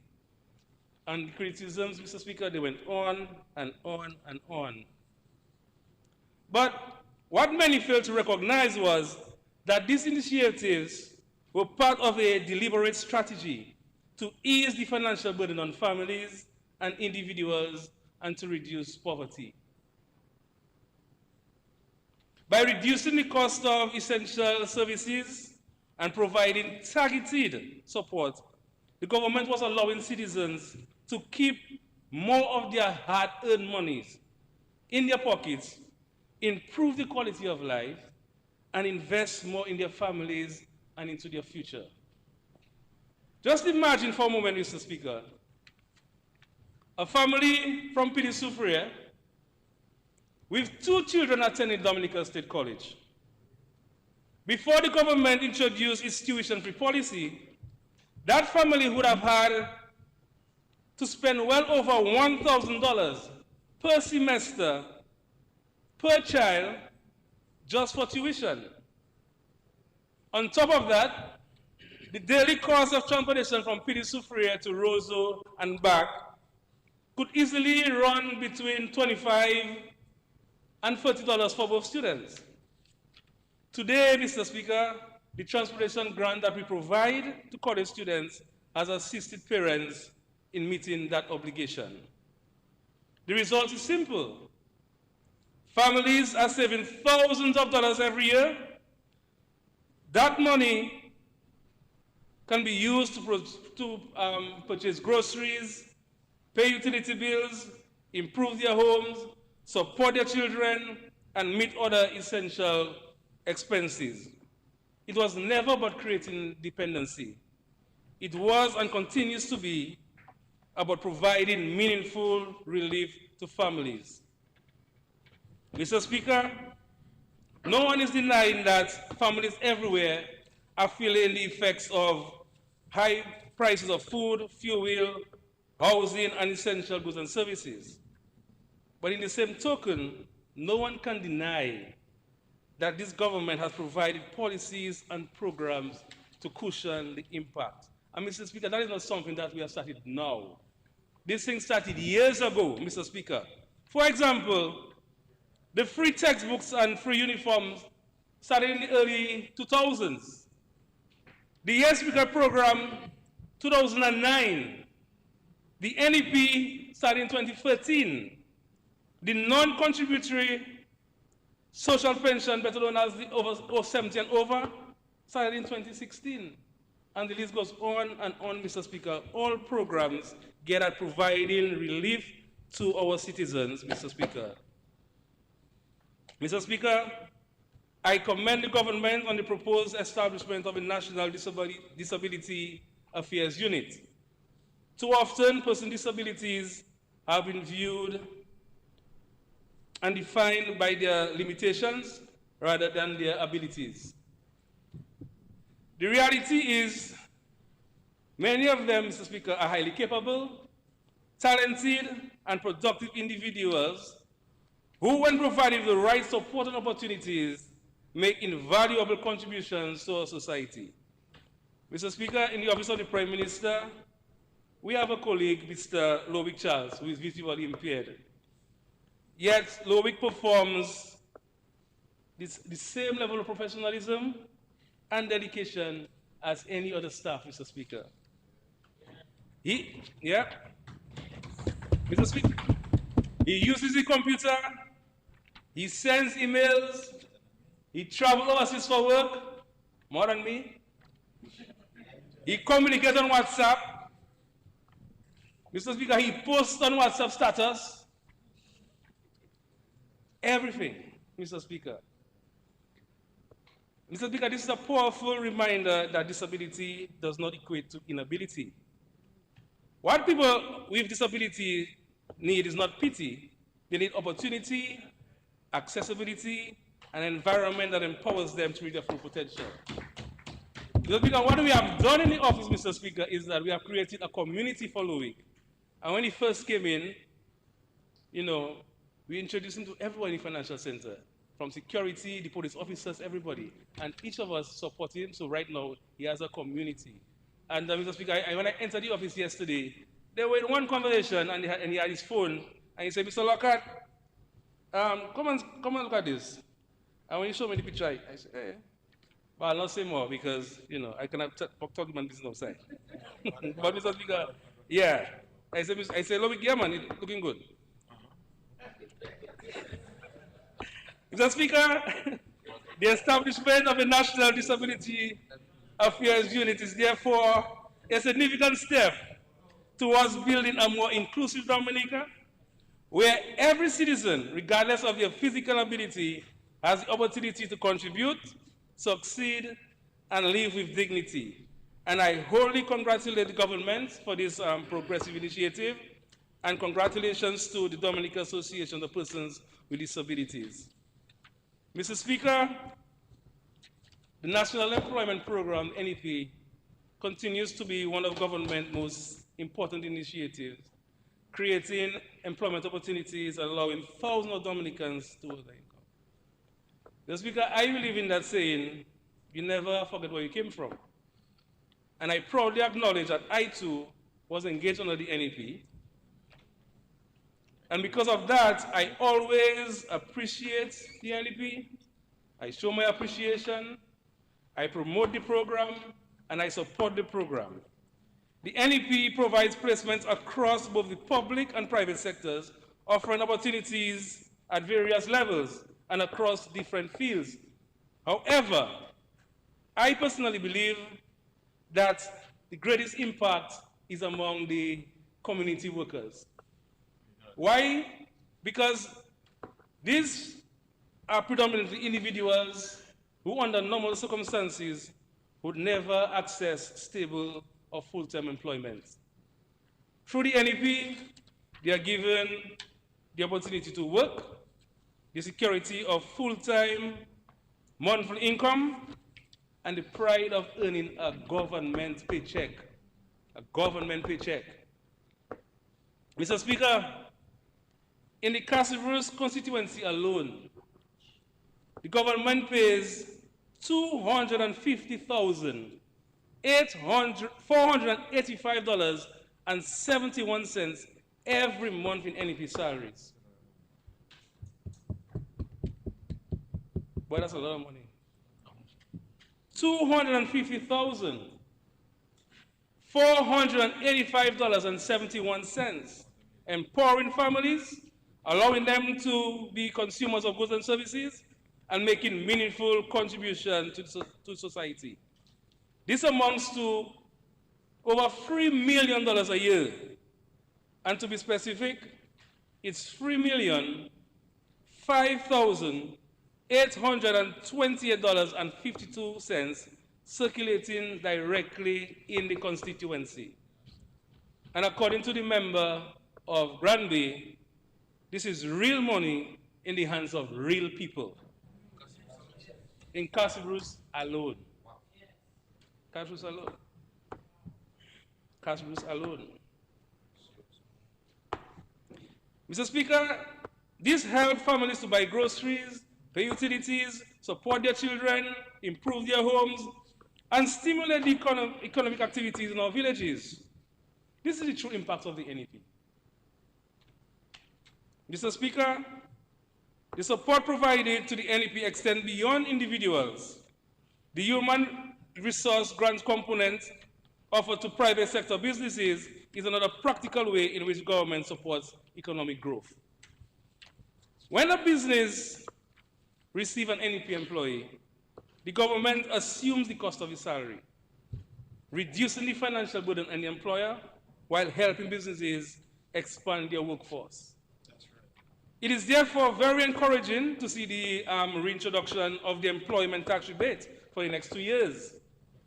When this initiative was first introduced in 2014, businesses were eligible for rebates up to $6,000, but under this budget, the rebate has been increased to $10,000 a year.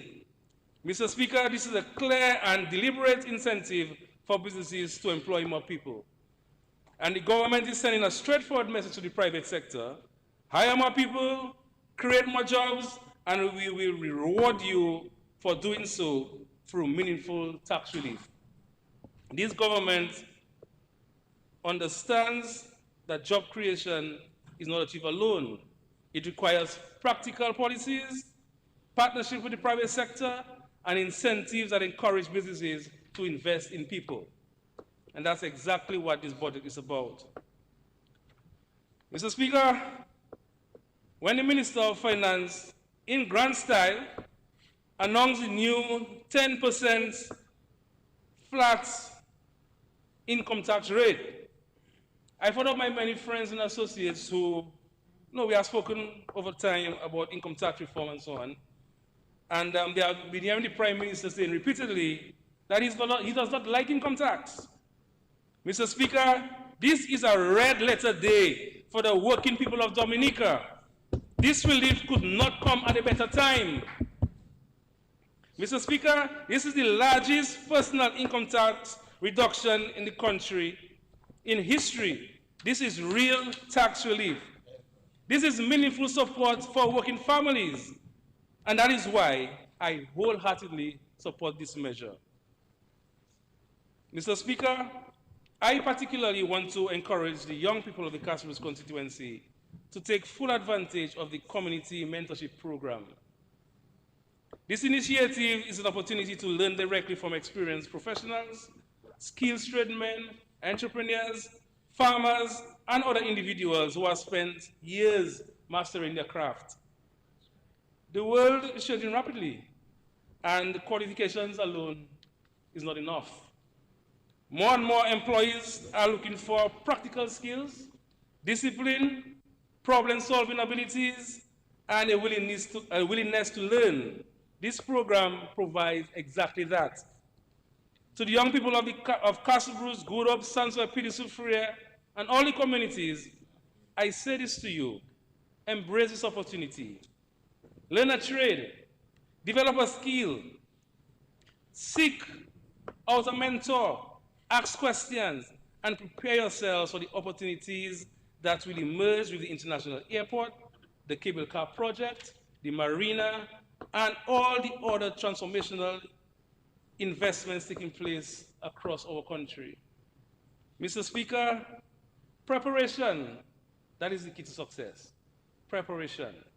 When opportunity knocks, those who invest in themselves through programs like this will be ready. And not only to find employment, but to become entrepreneurs, employers, and leaders in the new Dominica that this government is shaping. This 2026-2027 budget is loaded with opportunities. There is so much contained in this budget, and I cannot do justice, Mr. Speaker, to highlight every single one of them. It's 2010, and I have half an hour, Mr. Speaker. What I will say, however, is that I intend to ensure, with my power rep, that the Castlereagh constituency receive its fair share of the pie. Mr. Speaker, in the Castlereagh constituency, we deserve our fair share, and colleagues will be coming at you to ensure that we get that. Great to hear that. I will again appeal to the young people for the constituency to position yourself to take advantage of these opportunities, because you cannot sit back and expect success to come looking for you. You must come forward. You have to ask questions. You have to knock on doors. You have to apply to the programs and prepare yourselves. Opportunity favors those who are ready. To the farmers and agro-processors in the constituency, the budget has opportunities for you.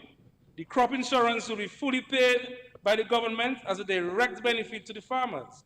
To the small business owners, the additional $19 million made available at the Aid Bank for on lending is for you as well. The revised custom duties and other business incentives announced in this budget are designed to help your businesses grow, expand, and create more employment. Mr. Speaker, I am personally looking forward to organizing with the PAL rep and preparing for our cross-constituency post-budget discussions.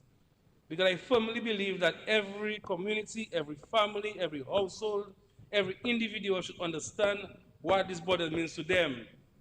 From Shosho to Kwekda, Pidisoo, Freer, to Fomble, to Wakama by Douglas, to Formel by Natres and Fitzgerald, the entire constituency, Mr. Speaker, we have to sell this budget to them and explain to all our people what is in it for them, Mr. Speaker. Before I conclude, I want to sincerely thank the Honorable Prime Minister, Roosevelt Skerrit, and his government for the unwavering support to the people of the Castlereagh constituency. When the devastating trough system affected the community in April, just the other day, the government responded swiftly. Ministers, permanent secretaries, technical teams, and other agencies were on the ground immediately, bringing assistance and beginning the recovery process. While the signs of disaster still remain, today there's a sense of normalcy for the communities, and we know that work towards the full restoration continues. I advise all residents to remain vigilant and to continue, as we continue through the hurricane season. If severe weather threatens, please evacuate your unsafe homes, as well as landslide and flood-prone areas. Remember, the Castle Bruce Emergency Shelter is fully equipped to provide a safe and secure shelter for you and your family should the need arise. Your safety must always come first. Mr. Speaker, no government can claim that everything is perfect. Challenges will always arise. But what matters is having a government that listens, responds, stands with its people in the time of need, and that is exactly what this government has done through this budget and continues to do. The people of the Castle Bruce constituency, I want you to know that we remain committed to you. We will continue to advocate for your interests, advocate on your behalf, and ensure that your voices are heard. You can rely on us. I remain steadfast in my support for the efforts of our parliamentary representative, Honorable Octavia Alfred, because balancing the responsibilities of both the power rep and a cabinet minister is no easy task. It requires tremendous dedication and sacrifice. I commend her for her continued hard work and assure her of my full support as we work together for the best interests of the Castle Bruce people. Constituency, sorry. I encourage everyone who have not yet completed the voter confirmation to do so. And if you are just 18 and you have not registered, I encourage you to register as well. Mr. Speaker, 2 weeks ago, I met a lady in the Kalinago territory, and she told me, "La wale wozo this carried by moi. I poko confirm. Please, but I poko show." I understand that. Saying to tell the Prime Minister she had not confirmed yet because things not hot yet. But you don't have to wait for things to get hot to confirm. Go ahead and confirm now, because our teams are ready and willing to assist you through the entire process. So do not hesitate, reach out to us, and as we want to ensure that every eligible voter exercises a democratic right. Mr. Speaker, I am proud of this budget. It is a budget that creates opportunities, reward hard work, invest in people, strengthen businesses, and prepare Dominica for an even brighter future. I therefore give my fullest support. Thank you.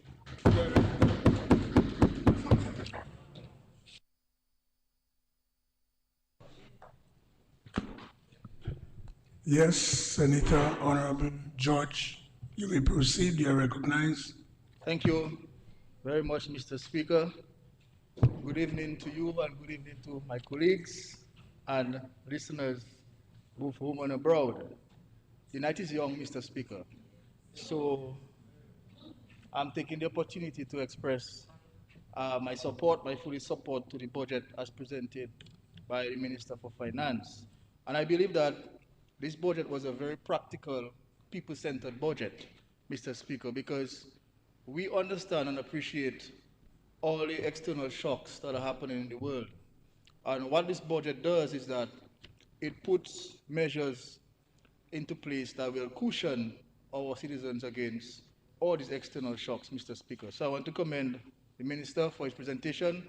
I also want to commend our Prime Minister and colleagues for the role they played in compiling this budget, as well as the public officers and also the public who had consultations with us in putting this budget together. But Mr. Speaker, I listened attentively to the rebuttal of the opposition leader. And I must say that she wholeheartedly endorsed many of the projects that this government is doing. The international airport, the geothermal, the marina.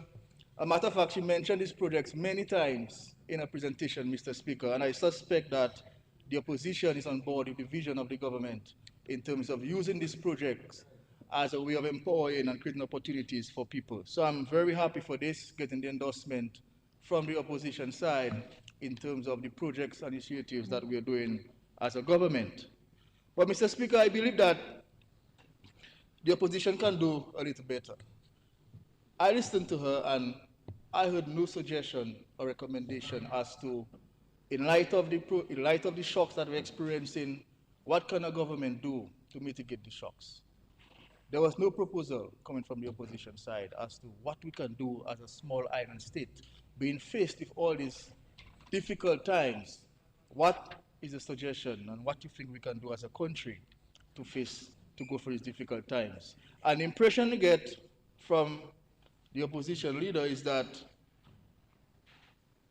these external threats are not something that we should be mindful of, or not something that is impacting us in a great degree. So we have the issue of climate change. We have the issue of the rising cost of living. And presenting a budget and not speaking to these areas and these issues, Mr. Speaker, I believe that it falls short on many counts. An impression we get is that the other side of the House may not be in tune with what is happening on the ground, Mr. Speaker. And so I just want to take a few moments before I begin, just to shed some light and build some context as to what is happening in the global environment. Mr. Speaker, in the United Kingdom, for example, according to the IMF Article 5 consultation, it says the UK is characterized by high inflation, expensive energy bills that leave millions of households struggling to afford daily essentials. In the US, Mr. Speaker, high prices for housing, everyday goods and services continue to strain household budgets. And we know of that, Mr. Speaker, because that directly impacts us because a number of Dominicans receive barriers and other goods from the US. So we can attest to these difficulties. In Canada, for instance, high home prices and surging rental costs make shelter unattainable for many.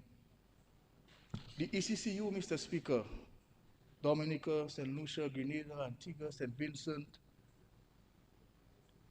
faces economic challenges driven by global inflation, geopolitical energy tensions, and climate vulnerabilities. Barbados faces interconnected economic, demographic, and environmental crises, Mr. Speaker. So I'm saying all this to show that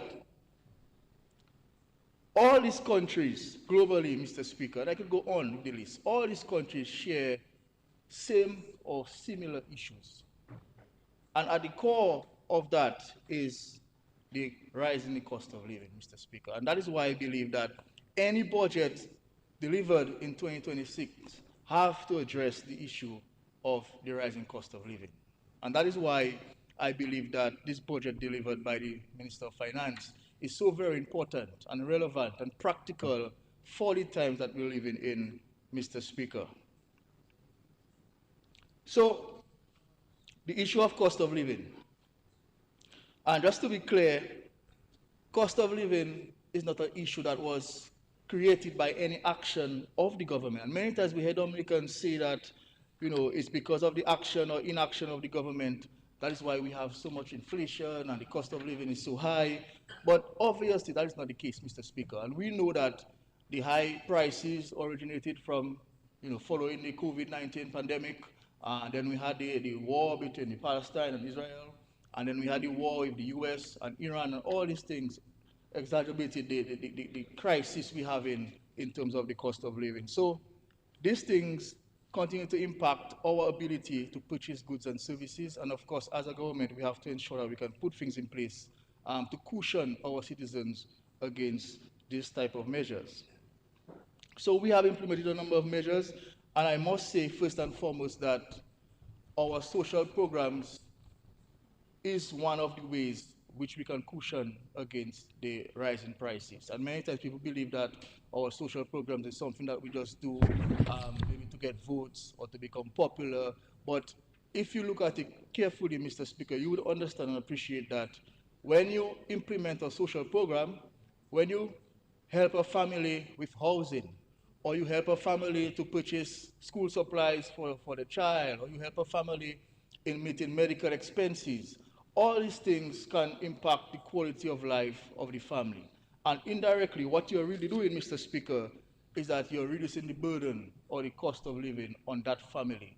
So this is something that's very important. And of course, all the low-income persons in Dominica, all the vulnerable persons, they have been touched in one way or the other by the social programs that the government is doing. And that is important for us to note. And what this budget does so beautifully, Mr. Speaker, is that we are not saying that we are only cushioning the vulnerable or we are cushioning the low-income persons. We are also putting measures in place to cushion the working class or the middle class. And I believe my colleague said it very well earlier, that many times you hear persons say and complain that the government is only looking after the less fortunate or the low-income people. I mean, that's not the case. That's not the case. But that is something that you continue to hear very regularly, that the government is only benefiting low-income people. And what this budget does today, Mr. Speaker, is that it introduces measures directly targeting the working class or the middle class. And one may say that the income tax reform, for example, might not benefit persons that gain $2,500 a month and less. But what it does, Mr. Speaker, is that it gives the middle class some legroom. And it kind of balances the approach to reducing the cost of living over time, because we understand that the middle class is the one who carries the brunt of the weight for taxes in the country. And taxes are very important. That's the way countries operate, that's the way countries run, by raising taxes and by implementing taxes. And if a government in 2026 acknowledges that, yes, we need the tax revenue to continue to implement projects and programs, but still we acknowledge that the cost of living crisis is something that can be very detrimental to the livelihood of people, we are willing to forego $43.5 million, as the case may be, to ensure that persons can have decent standard of living. And I think that is something that's very, very commendable on this government, and something that is noble, and something that's very practical given the circumstances that we're going through in the world. And then we also speak into the issue of the elimination of compounding. We are a small country.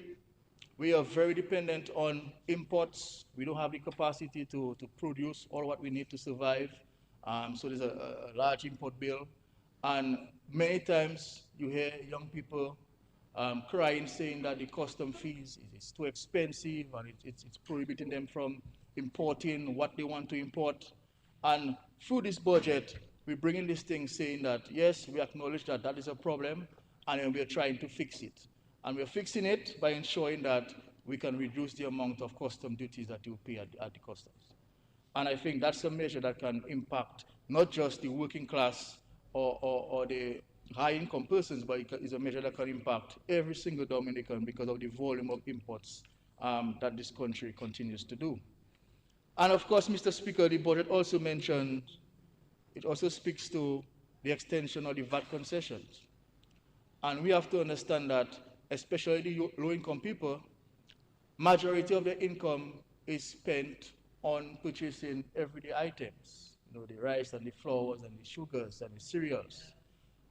That's what they use on a daily basis. And we are saying that because these items attract VAT, and because the VAT is a cause of high prices, we are willing to forego some income and ensure that that becomes more affordable for you. So many persons across Dominica, many vulnerable families will feel a difference and understand the difference when they go to the supermarkets and buy goods, Mr. Speaker. And I think these three measures basically captures the essence of the budget. It shows that The government is understanding, the government is compassionate, the government is very empathetic, and we understand that, yes, you're going through difficult times because of the external forces, but as a government, we're willing to step in and ensure that your livelihood can be protected and ensure that you can send the children to school. Mr. Speaker, I'm happy to see in the budget the seriousness placed on the orange economy. And there's no secret, Mr. Speaker, that Dominica is filled with talent, creative industries, Mr. Speaker. And we have to position ourselves to maximize on those talents. And one area, for example, is our Buyo music. I think that the Buyo music has evolved over time. It's more innovative, it's more creative, and as a result of that, our Buyo music has taken the world by storm. And yes, we want to commend all the musicians that played a part in this, especially the bands from the yesteryear, the WCKs who started the whole Buyo thing. And these days we have new artists like the Issa Bantans and the Rios and the Kenny G's and all these guys who continue to play and represent Dominica in the Buyo art form.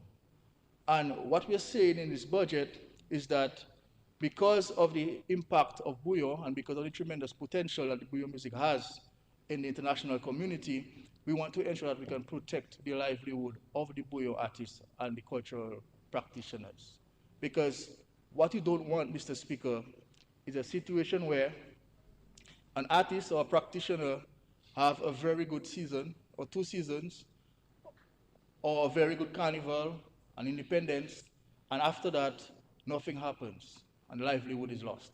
So what we're saying is that we're proposing the development of an agency called the Dominica Creative Economy Development Agency. And this agency will lead in putting a framework together to work with the Buyo artists, to work with the creative industry players, the practitioners, and all these persons who engage and involve in organizing events.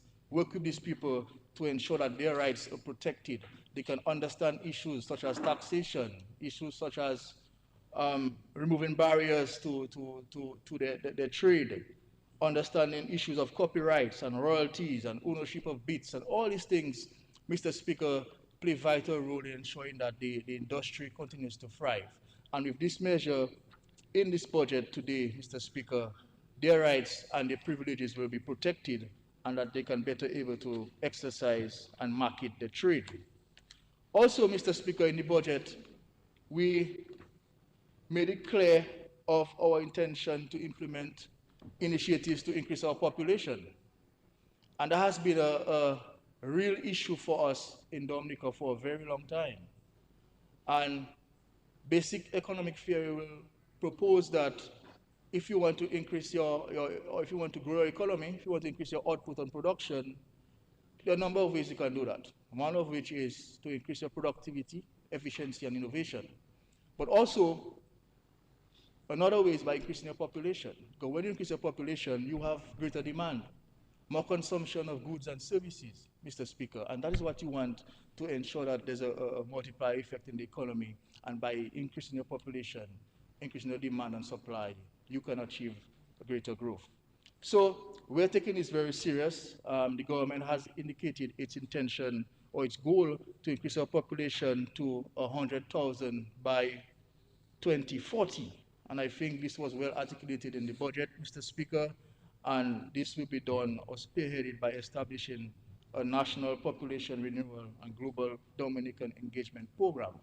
And this program will seek to address areas such as rebuilding of the resident population, reducing the skills gap, and creating practical ways for the wider Dominican family to return, invest, and settle in Dominica, Mr. Speaker. And one of the things, as mentioned by my colleague earlier, that was very well received by the sporting fraternity is that the intention is to advance the necessary legislation to allow persons with at least one grandparent that was born in Dominica to apply for citizenship.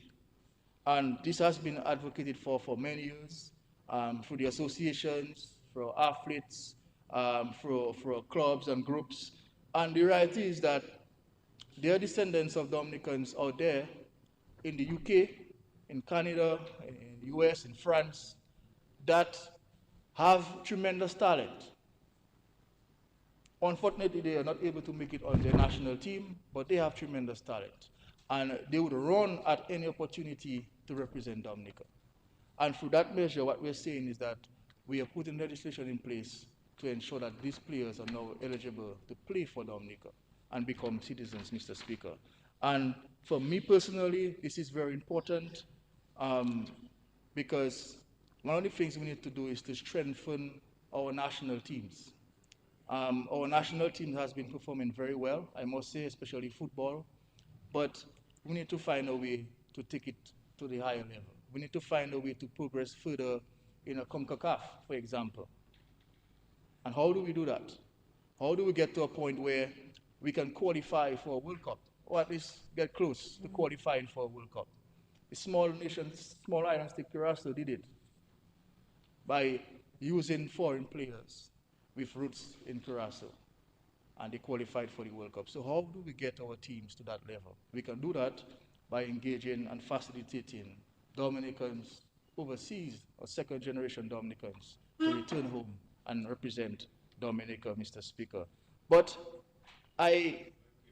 we should not miss the important point, Mr. Speaker, that because of all the transformation that's happening in Dominica, the airport, with the marina, with all these transformative projects, Mr. Speaker, I think now is the best time for Dominicans to return home, settle, and make a serious contribution to the growth and development of Dominica. Come back home and water your grass, as indicated by our minister. Mr. Speaker, the budget also made provisions, as usual, for the productive sectors. And productive sectors are very important. They are key drivers to growth. And many times we hear folks indicate that there is the issue about debt, and try to give the impression that debt is a bad thing, or debt is something that will cause us to collapse. But it's important to note, Mr. Speaker, that debt is not always a bad thing. Debt cannot be a bad thing. Yes, there is unsustainable levels of debt, but debt in general is not a bad thing. If you contract debt and you use that money to invest in the productive sector, that cannot be a bad thing. If you use debt to invest in rehabilitation following a disaster, that cannot be a bad thing, which was the case after Maria, Mr. Speaker. So I think we are one of the countries, we're one of the governments that have a very good record when it comes to managing debt, Mr. Speaker. So I don't think that contracting debt should be a form of any concern in Dominica, because we have a policy where we contract debt, but we use debt to invest in productive sectors, to invest in access, to invest in agriculture, to invest in facilities that will bring returns in the long run, Mr. Speaker. And I think that's very important. I want to commend the Prime Minister and Minister of Finance for the way in which they manage our debt, the way in which they manage the financial affairs of Dominica, Mr. Speaker. Because if it was not for that level of management, we would find ourselves in some problems, Mr. Speaker. Mr. Speaker, as I'm on the issue of productive sectors, I think agriculture continues to be a pillar for our development. And again, many times you hear the opposition guys try to imply that we're not spending or we're not investing enough in agriculture, which is not the case. From the budget, Mr. Speaker, we heard that from July 2017 to June 2026, $252.5 million invested in agriculture, in livestock, in fisheries, in the infrastructure, in food security. And I think this is the kind of investment we need to make agriculture something very, very successful, Mr. Speaker. And these investments, they come at a very important time, a time when food security is so important, a time when persons start to look inwards, and we have to find a way to feed ourselves. And I want to commend the work of the Minister and the Minister of Agriculture, Mr. Speaker. They have been working really hard. They have been going out there and meeting the farmers where they are on the farms and understanding what is required firsthand, Mr. Speaker. And it's important that we lay the platform for the further advancement of agriculture. You know, we have the Chinese mission in 1 Mile, you know, that have been providing great support to us and the sector, providing tools and technical advice. And I wanna take some time to commend the Chinese government for this, Mr. Speaker. They have been a real good partner to Dominica and the sector over a number of years. We have a number of facilities that have provided grants to our agro-processors, Mr. Speaker. And one of the things I have noticed in Dominica is that we don't value the importance of agro-processing enough. Because some people still believe that we are not producing or we're not manufacturing. But if you go to supermarkets across Dominica, you will see so many things being produced or being sold that are produced in Dominica, Mr. Speaker. We don't market these things enough, but I believe that in terms of agro-processing, we are doing very well, very, very well in Dominica, Mr. Speaker, and that plays a huge impact in our economy.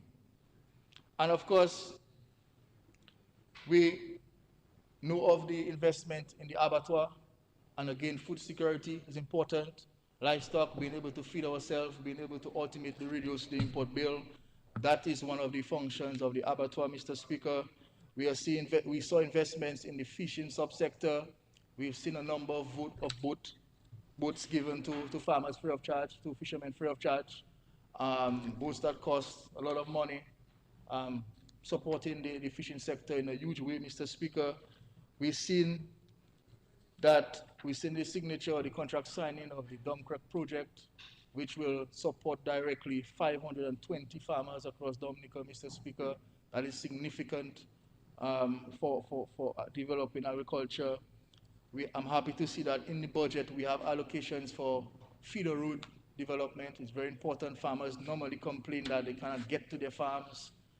In this budget, we have allocation to continue investments in feeder roads. I know that a lot of work was done last year and the year before on feeder roads, and we've seen an allocation there for feeder roads. And of course, Mr. Speaker, we also saw allocation for the crop insurance, which is a very, very progressive move, Mr. Speaker, because we understand that 50% of the time we are subjected to the threat of a natural disaster. And at any point, Mr. Speaker, the entire farm can be washed away. And you know, for a small farmer in a small village in Dominica, their farm is their livelihood. And just imagine that being washed away in a matter of hours and not having the capital to survive or to gain revenue for a livelihood. So what we're doing, Mr. Speaker, is investing in a crop insurance facility where the government will take the full cost, will bear the full cost of that insurance facility. And of course, in the event, God forbid, of a natural disaster, the government can come in and support our farmers and ensure that they can maintain their livelihood, Mr. Speaker. Mr. Speaker, also in the budget, we saw a huge allocation for tourism, very important sector, another productive sector, Mr. Speaker. And again, we have been recognized constantly over the last year or two as one of the premier tourism destinations around the world, Mr. Speaker, and I want to commend the Minister for this. A lot of recognition, a lot of accolades, because we're investing in tourism and we're making strides, Mr. Speaker. But access is important, hence the development of the international airport. We have the marina, the cable car, all these projects, and of course the numerous hotel accommodation, all these projects, Mr. Speaker, combined seek to improve the whole tourism aspect. And of course, we cannot forget, Minister, that we have to pay some attention to the sites. And I think if we can have the sites upgraded, we can seek to ensure that the tourists can spend more money while they're in Dominica. And if we can capture more of the funds from the tourists while they're in Dominica, I think we can be on our way to have a thriving tourism sector, Mr. Speaker. Mr. Speaker, we also saw a very transformative allocation, geothermal. And I won't go into the technical aspect of geothermal, because that was expertly done by the expert. But just to say that geothermal exploration gives us added buffer when it comes to building resilience. We now are able to see that we can be independent when it comes to providing energy. And we all know too well of the situation we had some years ago where there was a shortage in gas and how difficult it was. And with geothermal, we can see that problem being something of the past, Mr. Speaker. And I think that's very important for us. And again, I want to put on record our commendations to the Minister for Energy, the Member of Parliament for Granby, for really leading this effort in ensuring that we can have geothermal in 2026. I know it was a difficult task. I know it was a task that brought him a lot of criticism. It was something that persons were impatient for. It took some time, but we can see loudly in 2026 that we have made it. And of course, we're going to see the benefits of geothermal going forward. So that's very important, Mr. Speaker. And of course, we have allocations in the budget for geothermal to continue, Mr. Speaker. I want to touch quickly on small business development because I think that's a very important area for Dominica. Because we have to understand that the government is not able to provide all the employment we need. And the private sector then becomes very, very important. And that is where small business comes in. And I can say, with no fear of contradiction, Mr. Speaker, that almost every small business in Dominica can say that they have been touched in some way or other by this party, by this government, Mr. Speaker. Whether it be grants, whether it be concessionary loans, whether it be technical support, whether it be advice, training for DYBT and other facilities, every single small business in Dominica, I am confident, can attest that they have been touched in some way or another by our intervention in the small business sector. And of course, we know that a few years ago we had placed $27.8 million at the aid bank for on-lending to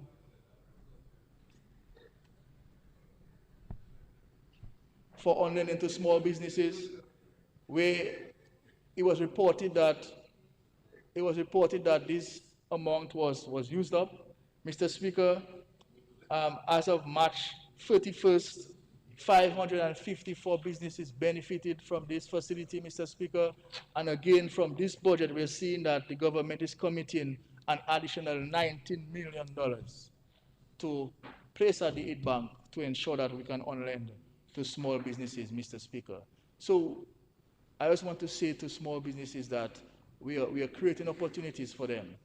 We are investing in them. We are placing capital and funds at the relevant institutions so that they can tap into and ensure that they have the liquidity to develop their small businesses, Mr. Speaker. Mr. Speaker, as it relates to sports, as I've said before, we continue to invest in sports because we believe that sports is a way for empowering young persons. We understand that in order to excel in sports, it's important to start at the grassroots level. That's very important at the primary schools, in the communities. So we have a very vigorous program at the primary school level where we can nurture these young persons, identify the talented ones, and of course put them in a structured program and try to get them up to the national level and regional and international stage. So that's very important for us. We have done quite a bit as it relates to sports infrastructure. I don't think I should dwell on that much. We have invested in upgrading playing fields, in putting lights on playing fields, in building pavilions and washrooms, in building multi-purpose courts, in lighting of courts. We have completed the lights at the Winter Park Stadium, Mr. Speaker, which is a world-class lighting facility now. And I want to commend the Lotteries Commission for their support in this project, Mr. Speaker. As we know, the funds were provided by the Lotteries Commission. They were very helpful in ensuring that this project is completed. I want to commend publicly the efforts of Mr. Von Rooy at the Electrical Division. He was really involved and instrumental in ensuring that this project is completed. I want to commend Clive Perlway, Mr. Speaker, very hardworking gentleman at the Windsor Park Stadium, very instrumental in ensuring that this project is completed. I want to commend the board of the Windsor Park Stadium, the manager, for the effort. Of course, the contractor, I want to commend him and his team for ensuring that he could deliver on this very, very important project. So we are now placed at a position where we can host night games, and not just host night games, but we have a facility that's one of the best in the Caribbean now when it comes to lighting. So sometime next year. So it's important that we next year, we make use of this facility. Mr. Speaker, going forward, the priority for the Ministry of Sports as it relates to infrastructure will be the synthetic track. I believe that this is one of, or if not the only missing piece for sports in Dominica. And I think if we can do that, we will be well on our way to attain greatness in sports. Just this morning, we got some update from World Athletics. They're planning to visit Dominica this month. We have begun the process of tendering for potential contractors. Very soon we will conclude on that. And of course, we will take it from there to ensure that we can have a top-class synthetic track at Point Round. Obviously, we have decided to include an Olympic-sized swimming pool. We have decided to include some residential homes for the athletes, some recreational areas, administrative complex, and stuff like that. So it's a stadium, basically, Mr. Speaker. It's a stadium, and that's why this project takes some time, because a project of that magnitude, you have to do the required testing, the required designs, the required certifications. So this last financial year, you will notice that we spend quite a bit of money in engaging a consultant to develop the plan. Going on site, doing test pits. We did up to 12 test pits on site, ensuring that the concept is finalized based on the characteristics of the land and the soil and stuff like that. So this consultancy was successful.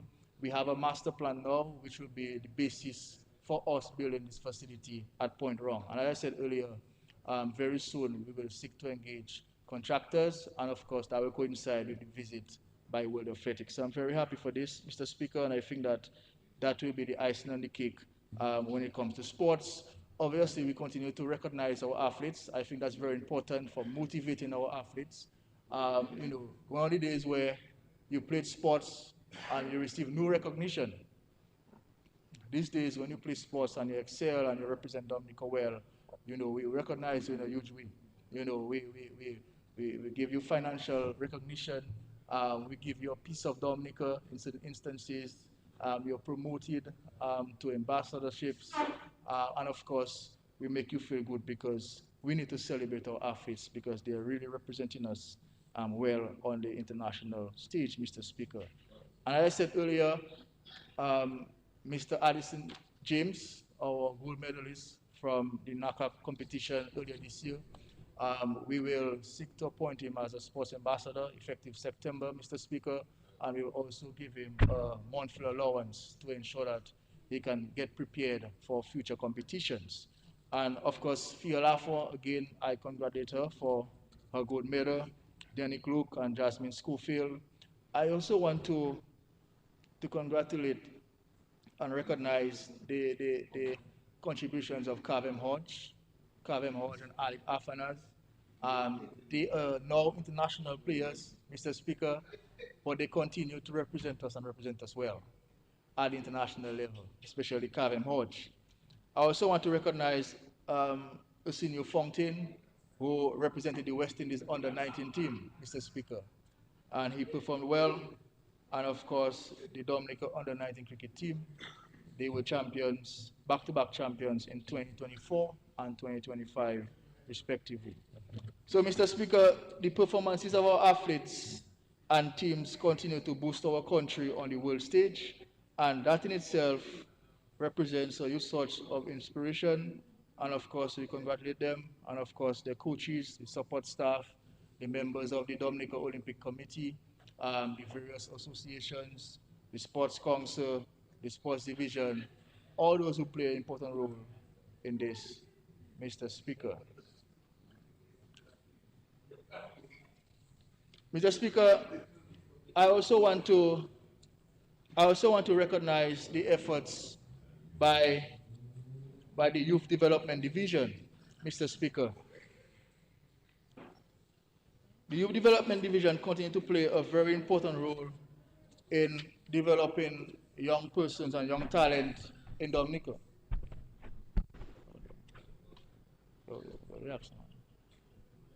So, so it's important to recognize their contributions, Mr. Speaker. And over the last year, 238 young Dominicans were trained for programs at the Youth Development Division. Obviously, that's excluding DYBT, but we continue to implement a number of programs that will build capacity among the young people. For instance, over the last year, we implemented programs in coding and game development, digital device maintenance and repair, videography, online public speaking and leadership presence, heavy equipment and truck operation. I think that course in particular was very important, where we got young persons and exposed them to operating heavy equipment. And I must say that this program was heavily subscribed. We actually received over 300 applicants for that program, and we could only take 30. Yeah. So we decided to do it in this coming financial year again, Mr. Speaker, albeit it might be at a different location. But I think persons are very excited for that area in terms of operating heavy equipment, Mr. Speaker. A lot of young men across Dominica are very keen on getting involved in that aspect and that training, Mr. Speaker, because they see the value, and of course they see that the number of projects going around that's demanding heavy equipment operators. So they're very interested in that. So again, we will continue to do that again this year, Mr. Speaker. And of course, we continue to engage young persons. And in the budget, Mr. Speaker, it was mentioned of the community mentorship program, where we will seek to partner with the youth division, where we can have a structured mentorship program at the community level. Because there are a number of persons at the community level that have many good resources to give to young people. You know, retired persons with expertise in different areas. So we're going to bring these people together in one room and expose the young persons to their stories and to their advice and mentorship to ensure that we can build a cadre of young persons that are integrated into society. So, Mr. Speaker, I just want to commend all the players involved in the last financial year. It was a relatively good year for the ministry in terms of implementation. But for me, it's more than just implementation, because implementation only captures capital projects. That's concrete and mortar. But a lot of things are happening outside implementation rates. A lot of things are happening in the skills training, and that is not reflected in implementation, right? You know, mentorship, skills training, opportunities overseas, all these things are not reflected in implementation. Implementation is limited to concrete and steel projects, Mr. Speaker, and I don't think that's a good measure of any ministry, Mr. Speaker. But nevertheless, I want to thank the entire ministry for the support. The PS has been supportive. You know, it's a very large ministry, a lot going on a daily basis, but she has been able to manage it and manage it very well, Mr. Speaker. And I want to commend all the heads of departments for their consistent efforts over the last year. The council, the Windsor Park Board, the NYC, JCI, all the youth groups, Mr. Speaker. I want to commend them for the partnership and support over the last year. And just to say that the reward for good work is more work. So we'll continue to work to deliver all the positive things for young people across Dominica.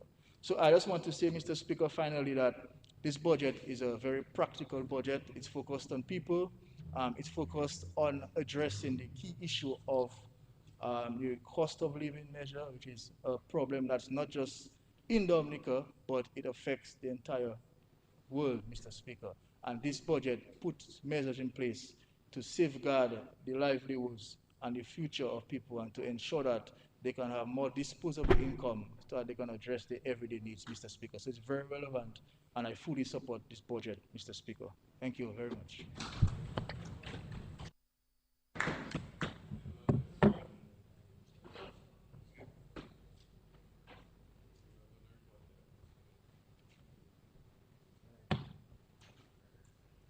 Mr. Speaker, I move that this honorable house be suspended and adjourned until 10 a.m. tomorrow morning. That is the 7th of August. It has been moved and seconded that the House be adjourned until 10 a.m. Friday, 7th August 2026. Those in favor? Those against? The ayes have it. House stand adjourned until 10 a.m. Friday, 7th, 2026.